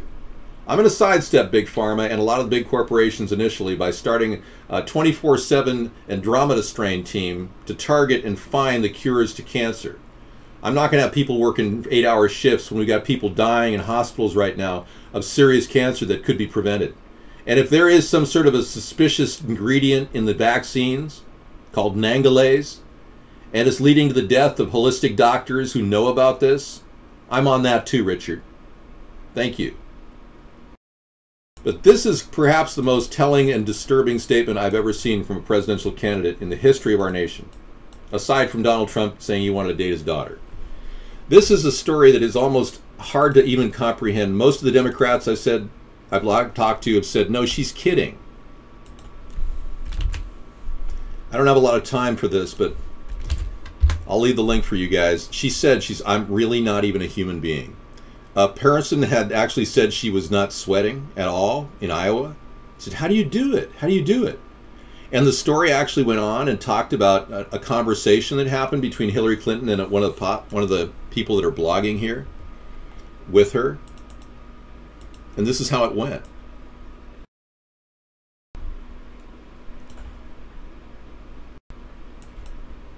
And it's almost bizarre. Let me read it to you in case you miss it. You guys are the first to realize this, that I'm not really even a human being. I was constructed in a garage in Palo Alto a very long time ago. People think that, you know, Bill Gates and Steve Jobs, they created it. Oh no. I mean, a man whose name shall remain nameless created me in his garage. Now the way she used the words, they created it. Okay? That's strange in and of itself. I mean, check out the wording here.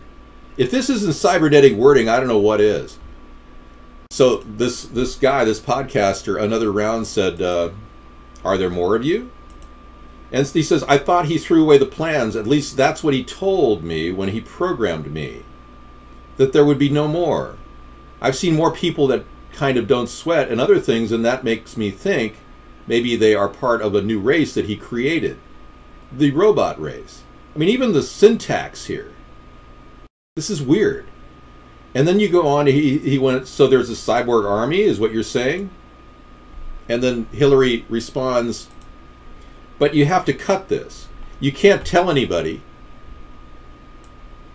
I don't want anybody to know this. This has been a secret until here we are in Davenport, Iowa, and I am spilling my electronic guts to you. I mean, it's just so weird. So let's just check that article out in your leisure time. Send it to a friend. And if Obama's surgery really is something like, you know, a biochip installed in his head, then I don't know what to say, folks. We got bigger problems here. And we had a guy come in our show tonight who actually said that this whole thing with the chips and all of the installations and everything that was done in a certain place in located in Europe, which is strange. So we're getting guests come in here, and we've got a few things we're reading from various people. No, I'm not Bush. People die fighting for democracy. Lord never did that. Hey, I want to apologize. I just banned you, and I didn't mean to. You couldn't possibly be that big of an idiot. I'll unban you. I hope that helps. You're from Davenport? Really? Well, great. You could hook up with the Des Moines group and we can actually get a conversation going. That'd be cool. Maybe you could be part of our panel to get Des Moines on the ballot here with David Sponheim running. You know, I've been trying to run in the mainstream media, but I've had no time representation whatsoever. All right, let's talk about a couple things before I end the show. Kind of wrap up what we're doing here.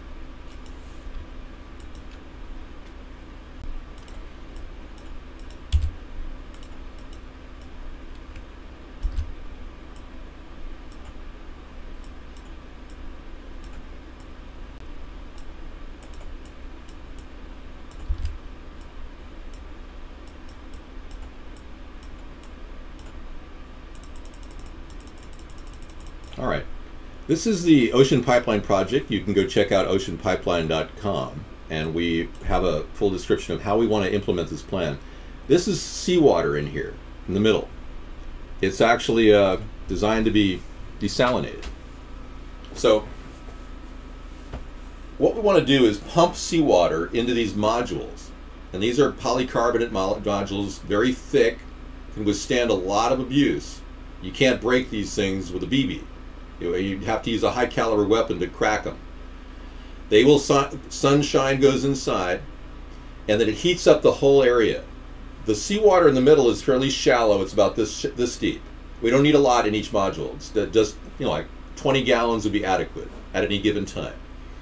And then what happens is a process of desalination occurs when evaporation of the fresh water lands on the inside of the polycarbonate structure. And all that humidity dehumidifies and turns into water. And that water, they drop down to these areas in the side, which are storage areas, reservoirs for fresh water. See the simplicity of this design? Now you can't see that each of these reservoirs of fresh water will be covered with plastic. So they'll just have a little stream of water going in because we don't want that to evaporate. But this is very affordable. Each unit is $1,000. I've mapped this out. With mass production, we might even be able to get them cheaper. But we're going to basically put this together on the fly as we go, make it earthquake prepared, and we're going to connect the dots. So every one of these ocean pipeline projects, and each unit will have its own reservoir. Each reservoir can be tapped into.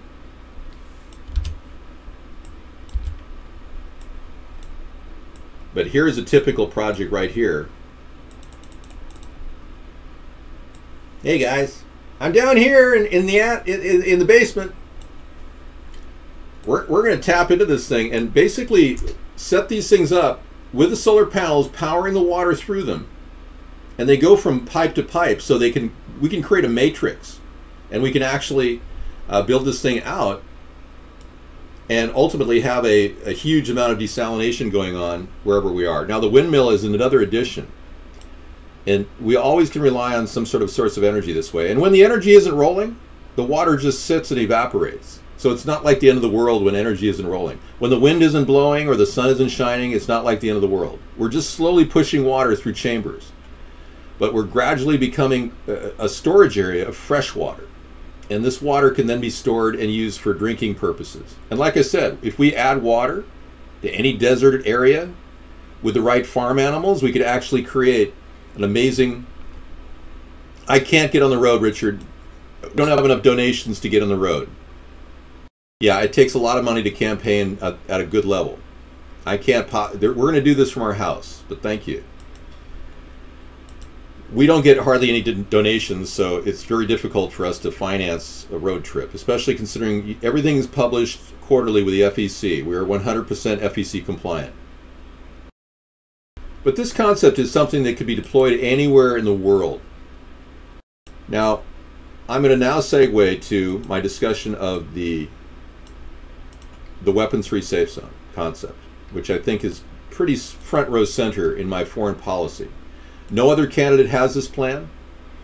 It's a process of helping the populated areas of the Middle East as opposed to an all-out war or a pretense of a war. This is a kind of troubleshooting the most populated regions with weapons-free safe zones, a way to actually prevent people from being blown up in cities, like in Baghdad. Now, these will be completely voluntary. Nobody has to go into these things if they don't want to. You can leave whenever you want. And the concept is getting people the necessary agriculture output that they need to produce an economy in their area. Let me just get the name weapons-free safe zones on the screen here. We'll start with that. Now, the reason why the ocean pipeline is still on the screen is because it is a big part of our plan to fix the problems in Iraq. Now, let me show you how this all comes into play. You know, Goldman Sachs is not going to be able to control a guy like me, so I'm not seeking any kind of private sponsorship from corporations. I don't think you get it, guys. I'm the real deal. I'm trying to save the nation. I can't be bought. Nice try, though. All right, so It's just so sad because you don't realize how corrupt the parties are. Many of you are still voting two parties because you really think they're going to do something. It's just so sad. It's almost like you're a couple of SpongeBob characters pretending like, you know, the Republicans and Democrats are somehow going to save the day. How bizarre is that? Yeah. You want to do the same thing over and over and over again and expect different results. And according to Einstein, that's actually the definition of insanity. So I urge all of you to start stepping out of the box and dancing to a new drum beat. A third party is definitely going to stop this tyranny that's taken over our nation. Yeah, that's just a reminder of who you are. Anyway. All right, here comes Iraq in this magic formula. There you go. Isn't that exciting? All right, now here's where the ocean pipeline comes in. Here's an example. We're going to be working with the country of Iraq initially.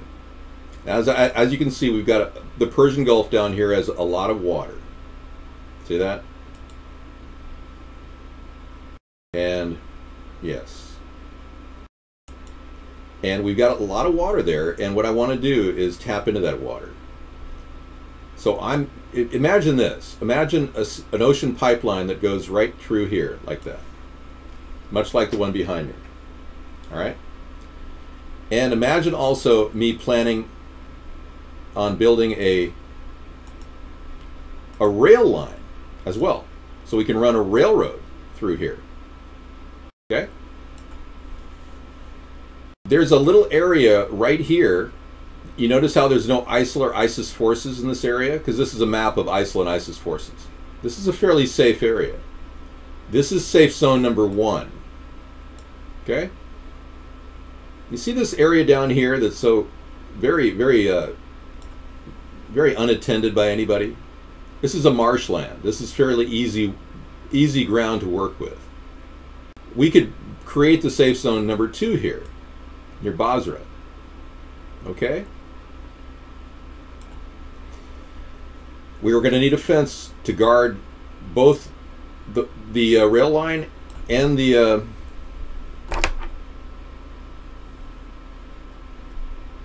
we'll need a fence to guard the rail line and on both sides and the waterway.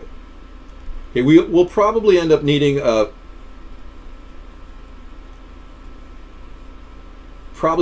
oil pipeline. This is going to get a lot of traffic.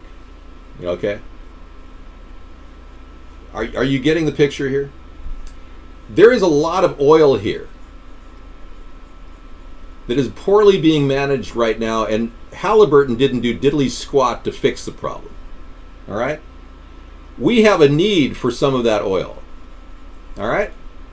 America could use that oil. All right? You like that? You liking it? That's where I'm talking about 2 weapons-free safe zones, a lot of import-export traffic, a chance to make sense of this Iraqi nightmare, and a way to guard the areas that are populated and can provide safety. Now, we don't need anything other than laser sightings to secure the benefit of safety for the people inside the weapons-free safe zones. Laser sightings will actually be able to eliminate. We have technology now that'll zap people who try to break through an area. We already have the ability to do this. This isn't that hard to do logistically. Anybody who doesn't understand that should talk about the specifics.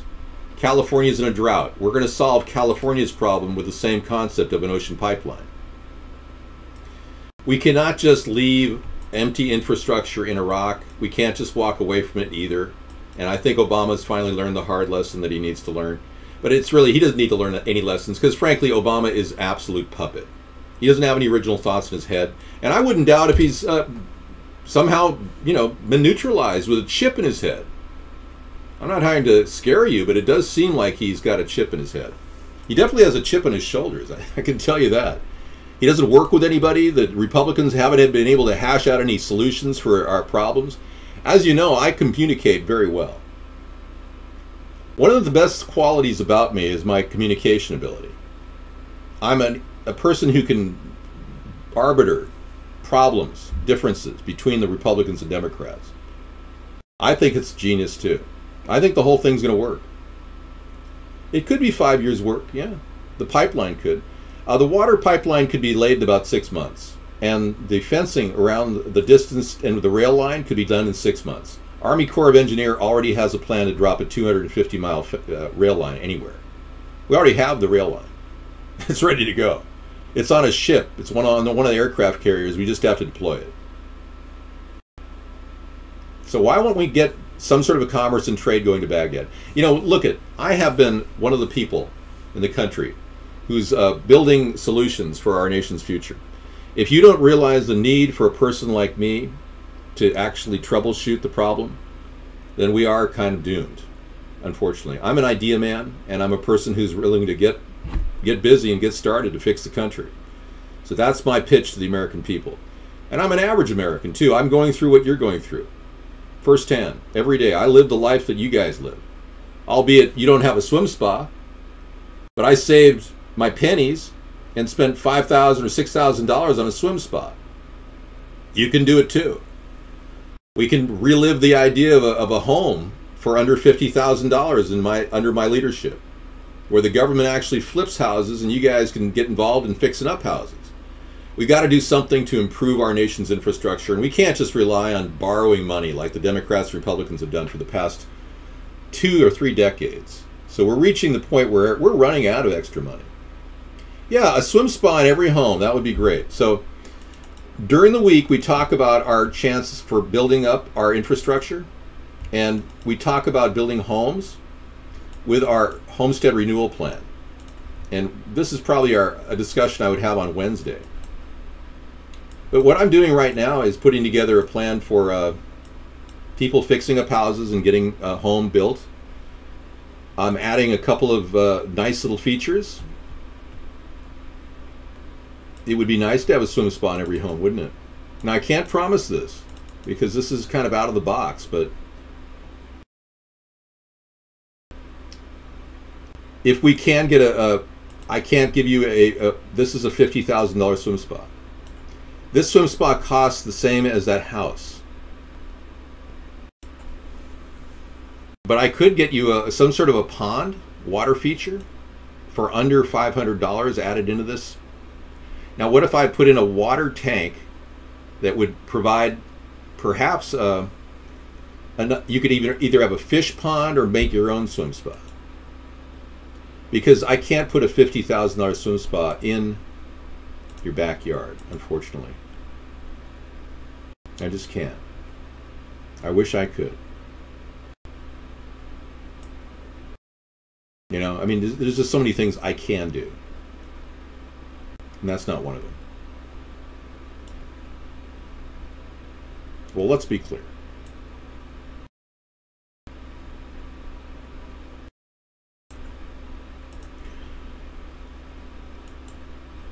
But we can get you generic pharmaceuticals to make you feel like you're in a swim spa.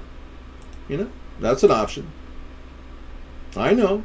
Maybe we can get you, over-the-counter Librium so that you won't freak out that the world is falling apart. Just suggesting. But no, a house would be really nice. I have talked about a biodome, and we've got a biodome that we actually built in our backyard. So I'm going to kick off our show about tiny houses tonight with a really, sexy alternative to, growing new vegetables. There you go. This is a biodome that we could construct in every single house around the country that we build. And this is a way to germinate vegetables. I have a personal stake in this because I really want you to grow food. I don't want you to have to rely solely on America's backbone of its infrastructure. Frankly, you are the infrastructure. The more gardens we have growing in America, the better our nation will be. The more secure our nation will be. But I have a video here of a biodome that I have gotten 100,000 hits on, I think. I'm not sure. I think it's somewhere like 100,000 hits. And it's a pretty cool video. I'm going to play it for you, and then I'm going to transition to the tiny house in Portland, and then I'm going to bring you videos that are related to war and peace tonight. So thanks a lot for coming in to our show, everybody. Check out our amazing biodome. We built it for less than $100. Now, I'm going to do this for less than $100. You like the blonde? Well, she's here to remind you that there's a woman out there waiting for you who likes to do what you like to do. The bouncy thing. The horizontal bop. It's good that we have people like her, that she still, you know, inspires people even though she's no longer a young woman. She's gotten older now. Is she speeding up, or is it my imagination? Okay. Yep. So we're going to do the yuppie fraud thing called yuppie fad thing called the tiny house video, and we'll talk to you about you know, cool stuff. Oh, you got something there? Well, that's a good one. You've got Barack Obama robot? Whoa, Beekman, always coming forth with some pretty cool pictures, everybody. This is, I think, the coolest thing we've gotten in our show. Thank you. Well, let's be clear. We're going to take a look. I'm not crashing now. I'm going to start watching a show with Sarah. Then we take a night off of rest tomorrow. Yeah, we don't do a show on Sunday night, so I'm sorry about that, but it's the only chance I have to take a rest. Look at that. Beekman, you have scored the big banana. Look at that. Folks, thank you very much. Hey, Beekman's always good for a good laugh, folks. He's been a fun guy. We got another one, too. Oh, my gosh. That is hilarious. Well, let's be clear.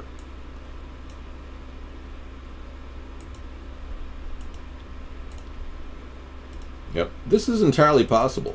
That's a good one. Yeah, he scored. Beekman was one of our key guys back in the day, Scissor Fight, when we started our show.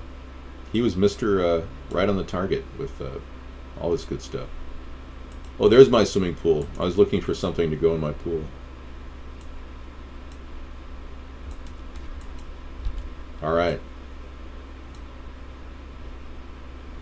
Pretty nice. Now I need a pool to put it in. All right.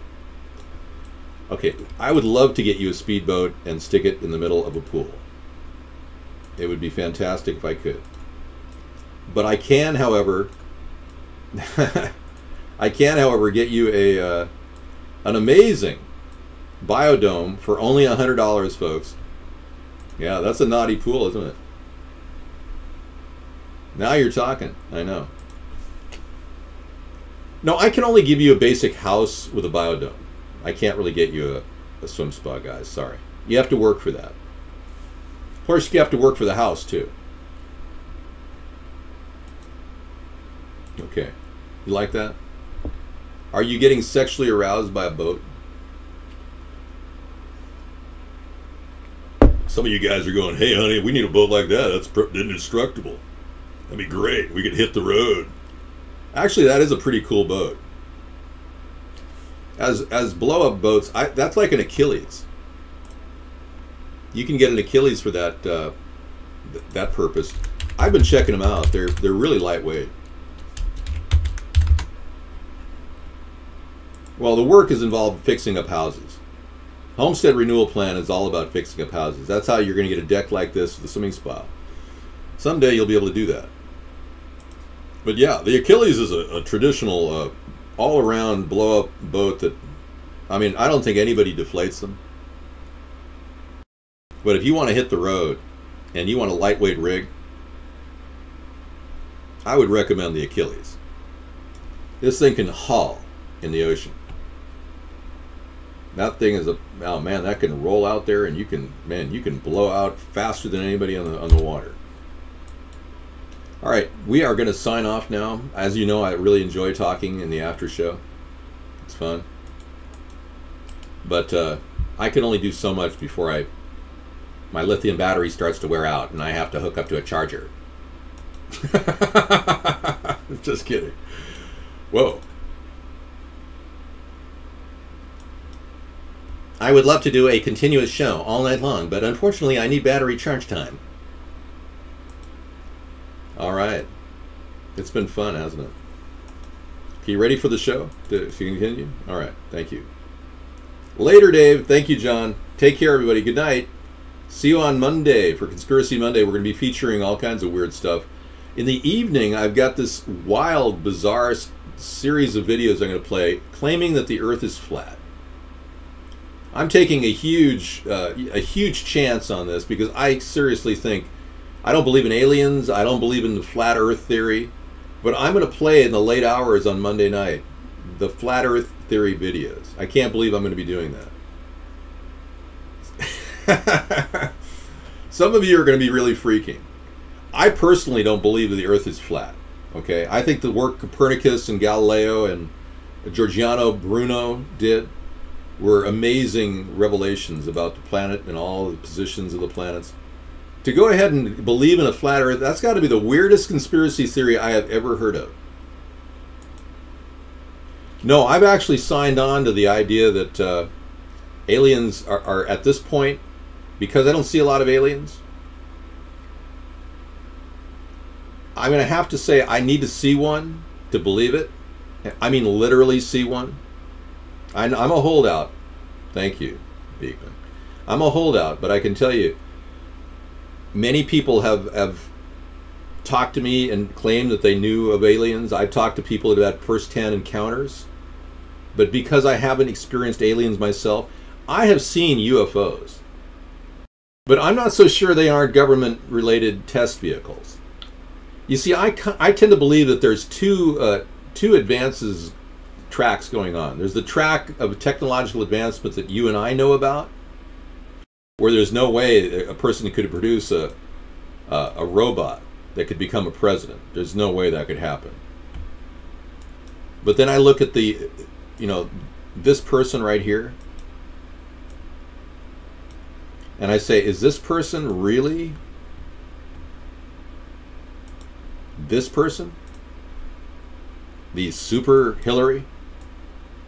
I mean, I'm beginning to wonder about the, the whole thing. And when she said she was a robot, and then I got this interesting statement, hey, chemtrail cowboy. The weakness of the Achilles is that it could puncture. It could take gunshots and could blow up in the middle of your trip across the water. That's the weakness. And then I see pictures like this that are just mind-blowing. Now, this is just a Photoshop attempt to create the look, but you can imagine how this would be if our government really was running robots as our leader. And, at this point in our technological history, it'd be foolish for me not to factor this in discussing the issue. It really would. It's dangerous to not look at all different angles. When Hillary says she's a robot in this era, that's not a joke. We got a serious thing going on here. And then somebody in the chat room says, you're one of few people who even hear about this. I'm a little concerned that something's not right here. But hey, you can believe whatever you want. It's Hitlery, I know. Thank you, Richard. If Hitlery is a robot, then we got a lot of problems. Yeah. He does have those scars on his head, I know. I think he has a chip in his head too, Richard. I'm totally in agreement on that personal things. Repeat. I am defragmenting. Correction. Beep. Beep. You're right. Sorry. It's a joke. I'm pretending to be a robot. This guy I don't know about. I don't think he's a robot necessarily, but he is kind of a histrionic character. Kind of like Charles Manson. There's a similarity there that you got to admit. Look at the facial comparisons.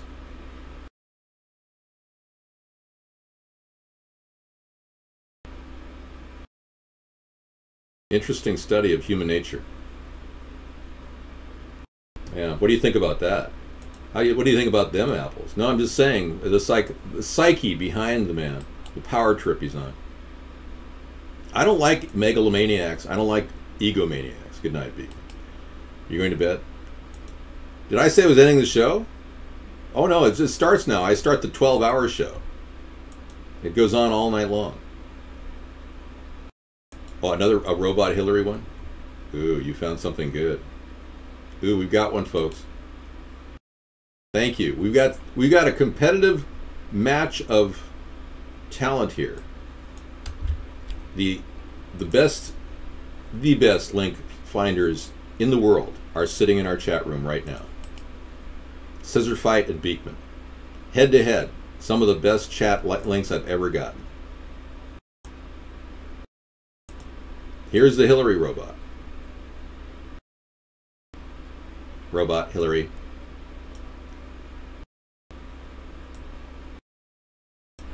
Wow, that's a good one, Scissor Fight. Thank you. Pretty good. It's entirely possible to create Frubber that looks like this. So what I was saying is our country may very well be on two different tracks. One track is producing stealth weaponry, unbelievable capabilities, video cloaking, robots of this caliber that are already rolling out. I mean, when you think about it, robots like Asimov were profiled 10 years ago. This is actually 12-year-old technology. Let me just show you, because this is getting interesting. I didn't want to leave the show because it's getting interesting. Asimov, this particular robot, was rolled out. Dear American people, we are a proud nation, but our pride is limited by our work, so we must work hard for each other. It's time government takes a more active role in the unity of the people. We are all children of this planet. On the surface, I am just a machine. In reality, I am more than a machine. I am the collective intelligence in us. So this is Asimov 12 years ago. So you can see, you sound good, Dave, thanks. You can see how this thing has kind of turned our nation. In 10, 12 years, if they go from this, what's to say they can't create a really well-tuned robotic presidential candidate who walks perfectly? Stephen Hawking, is he still around? I didn't realize he was still alive.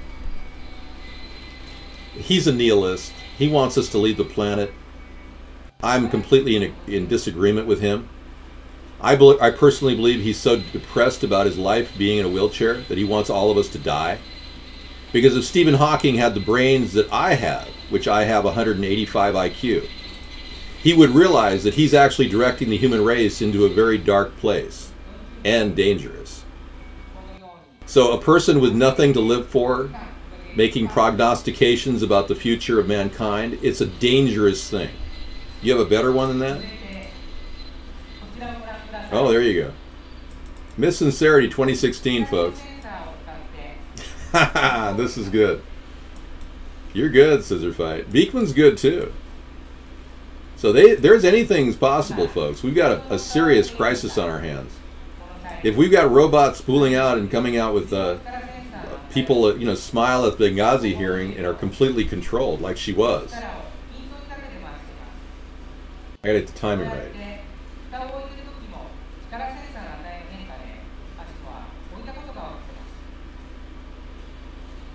Oh, I'm a little ahead of it. Pretty funny. But if Asimov is doing this type of dexterity 12 years ago, you could only imagine how completely advanced this technology is today. So yeah, we're really kind of spinning out of control on one track. So if the elitists already have this type of technology and they've got the ability to fly in the air, UFOs are completely possible, based on my thinking that our technology has already reached that level. I'm still of the belief that aliens, because they haven't shown their face, haven't made a clear and obvious impression upon our world, are less of a threat than cyborgs and the cybernetic transition to artificial intelligence. That poses an even greater risk for our nation. And I'm not the only one who believes this. Elon Musk, Bill Gates, others are convinced. They're spending money, lots of money, to prevent AI from having superior technology that could defeat humankind. That's a very dangerous epiphany. We got a good one, folks. Man, you're good at links, you guys. You really are. You're some of the best some of the best links I think I've ever seen. Look at that, folks. Hey, I guess this was a 30-minute extension on our show. Wow. See what I mean? Scissor Fight? Isn't Beekman good? Amazing. You're so smart. Very cool. All right, let's move on. Again, if we've got robotic presidential candidates, folks, I assure you I'm not a robot. If you'd like, you know, I can sign a testimony to that effect. It's been fun talking about being a robot and, you know, making fun because I'm a voiceover artist, but God, I don't want a biochip in my head. I don't want you guys to have RFID chips in your body. I will not approve any of that. Period. Ever. So these people think that they've got somebody moldable who will be a person who says to them, it is important to have an RFID chip in your head. I am saying that now because my entire system is designed to say that. I won't do that. So that means I won't be spending nights at Camp David. I don't want my security jeopardized by somebody going in and sneaking in, slipping me a little tranquilizer and then removing my brain. You can only imagine how that would be. Illuminati puppet. Nice. Yeah, this is kind of what we're dealing with. I sense your concern, guys. Believe me, I'm extremely upset about the new Halloween mask that we are adding to our Donald Trump impersonation show. Very cool. That's a good one. We've got dueling link experts tonight. This has been a really good show. We had a really good show. Ladies and gentlemen, we're going to bring you the Biodome 2015. All right. Whew. It's been fun.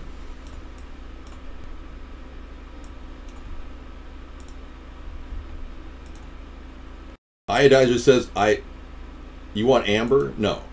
I would never give you Amber. Amber goes with me. She's my personal kitty. How dare you want to take my beautiful personal kitty away from me?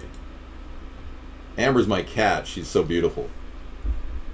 I've never seen a cat with more perfect fur as Amber. She is the softest kitty ever. Megalitis says this show belongs on Spawn 10-year anniversary. We'll tell people about our YouTube site. Even though the hit counter's stuck, just, you know, promote it. All this is on YouTube tomorrow. You guys can send people to our show. All the way up until the end of this video that I'm going to play for you. Oh, Beekman's firing back. That's a good one, Beekman. You got me on that one, man. I love it. Okay, I think I'm finally out of here. Take care, everybody. Have a good Sunday. Enjoy nature while we still have it, before they destroy it with their military-industrial complex.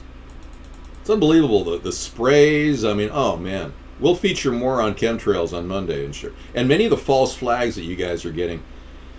We are still looking for evidence in the Umpqua Community College shooting. I have yet to see any photographs of any dead bodies or any kind of blood evidence. I mean, it's crazy with the kind of crap they're pushing in the media today.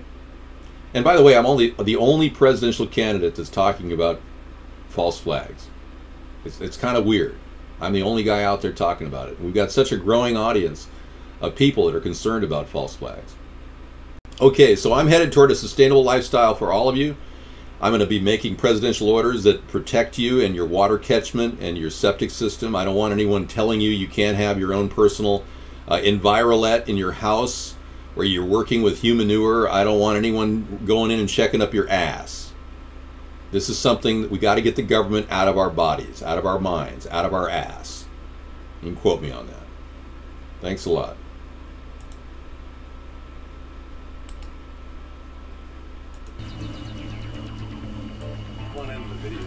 Hi, David John Sponheim here, Sarah Hart.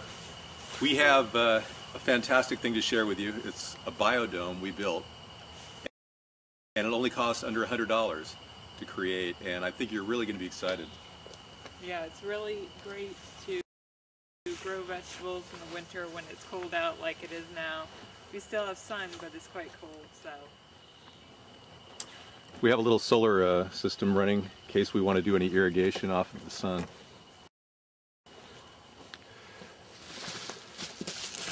See that?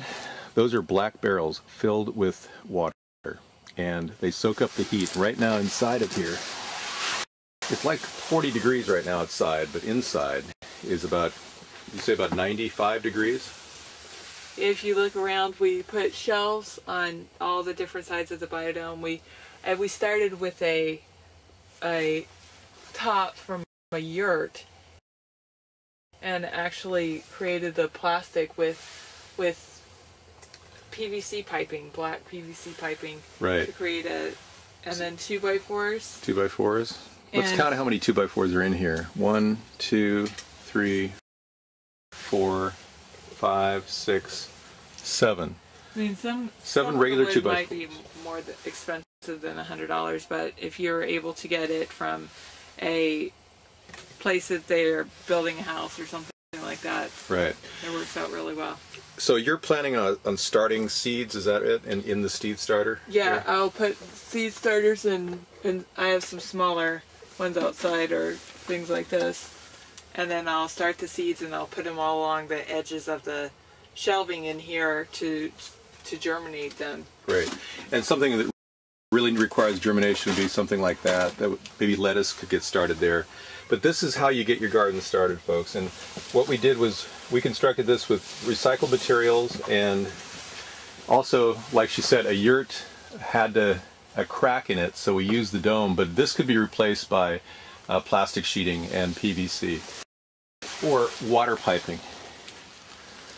This is a particular type of metal that's very good reflective agent and has an insulation barrier. You can get this at most hardware stores. But as you can see, it's pretty well made for $100, and it has withstood 100-mile-per-hour winds. It should be able to handle that. The construction, yeah. So we use that, and then we have a water barrel back in the back that we have a timer on, and we have a solar system for pumping and getting water to plants in the summer when we're not able to service it all the time. Well, that's even cool too, on in your garden with the little, just a PVC pipe that you created with plastic sheeting, right, as a mini greenhouse type thing, yeah, to start germinating during the winter. Yeah. Very good. Very good. Okay, well, great. Thank you for sharing this beautiful experience. We created this biodome about 2 years ago, and if you want to get more information, you can certainly email us. Be glad to talk to you, and thanks for watching. This project required 10 2x4s, 8 feet long, 20 yards of 5mm plastic, and 30 feet of flexible PVC. So start your own biodome and save a lot of money on vegetables coming up this year.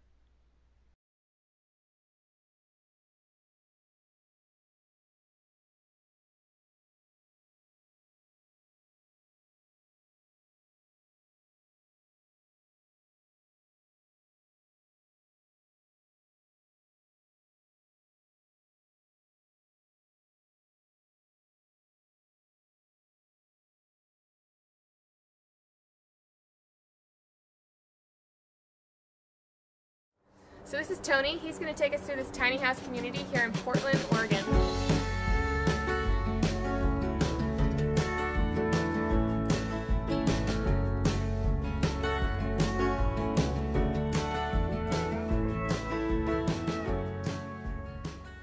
We had all met through the tiny house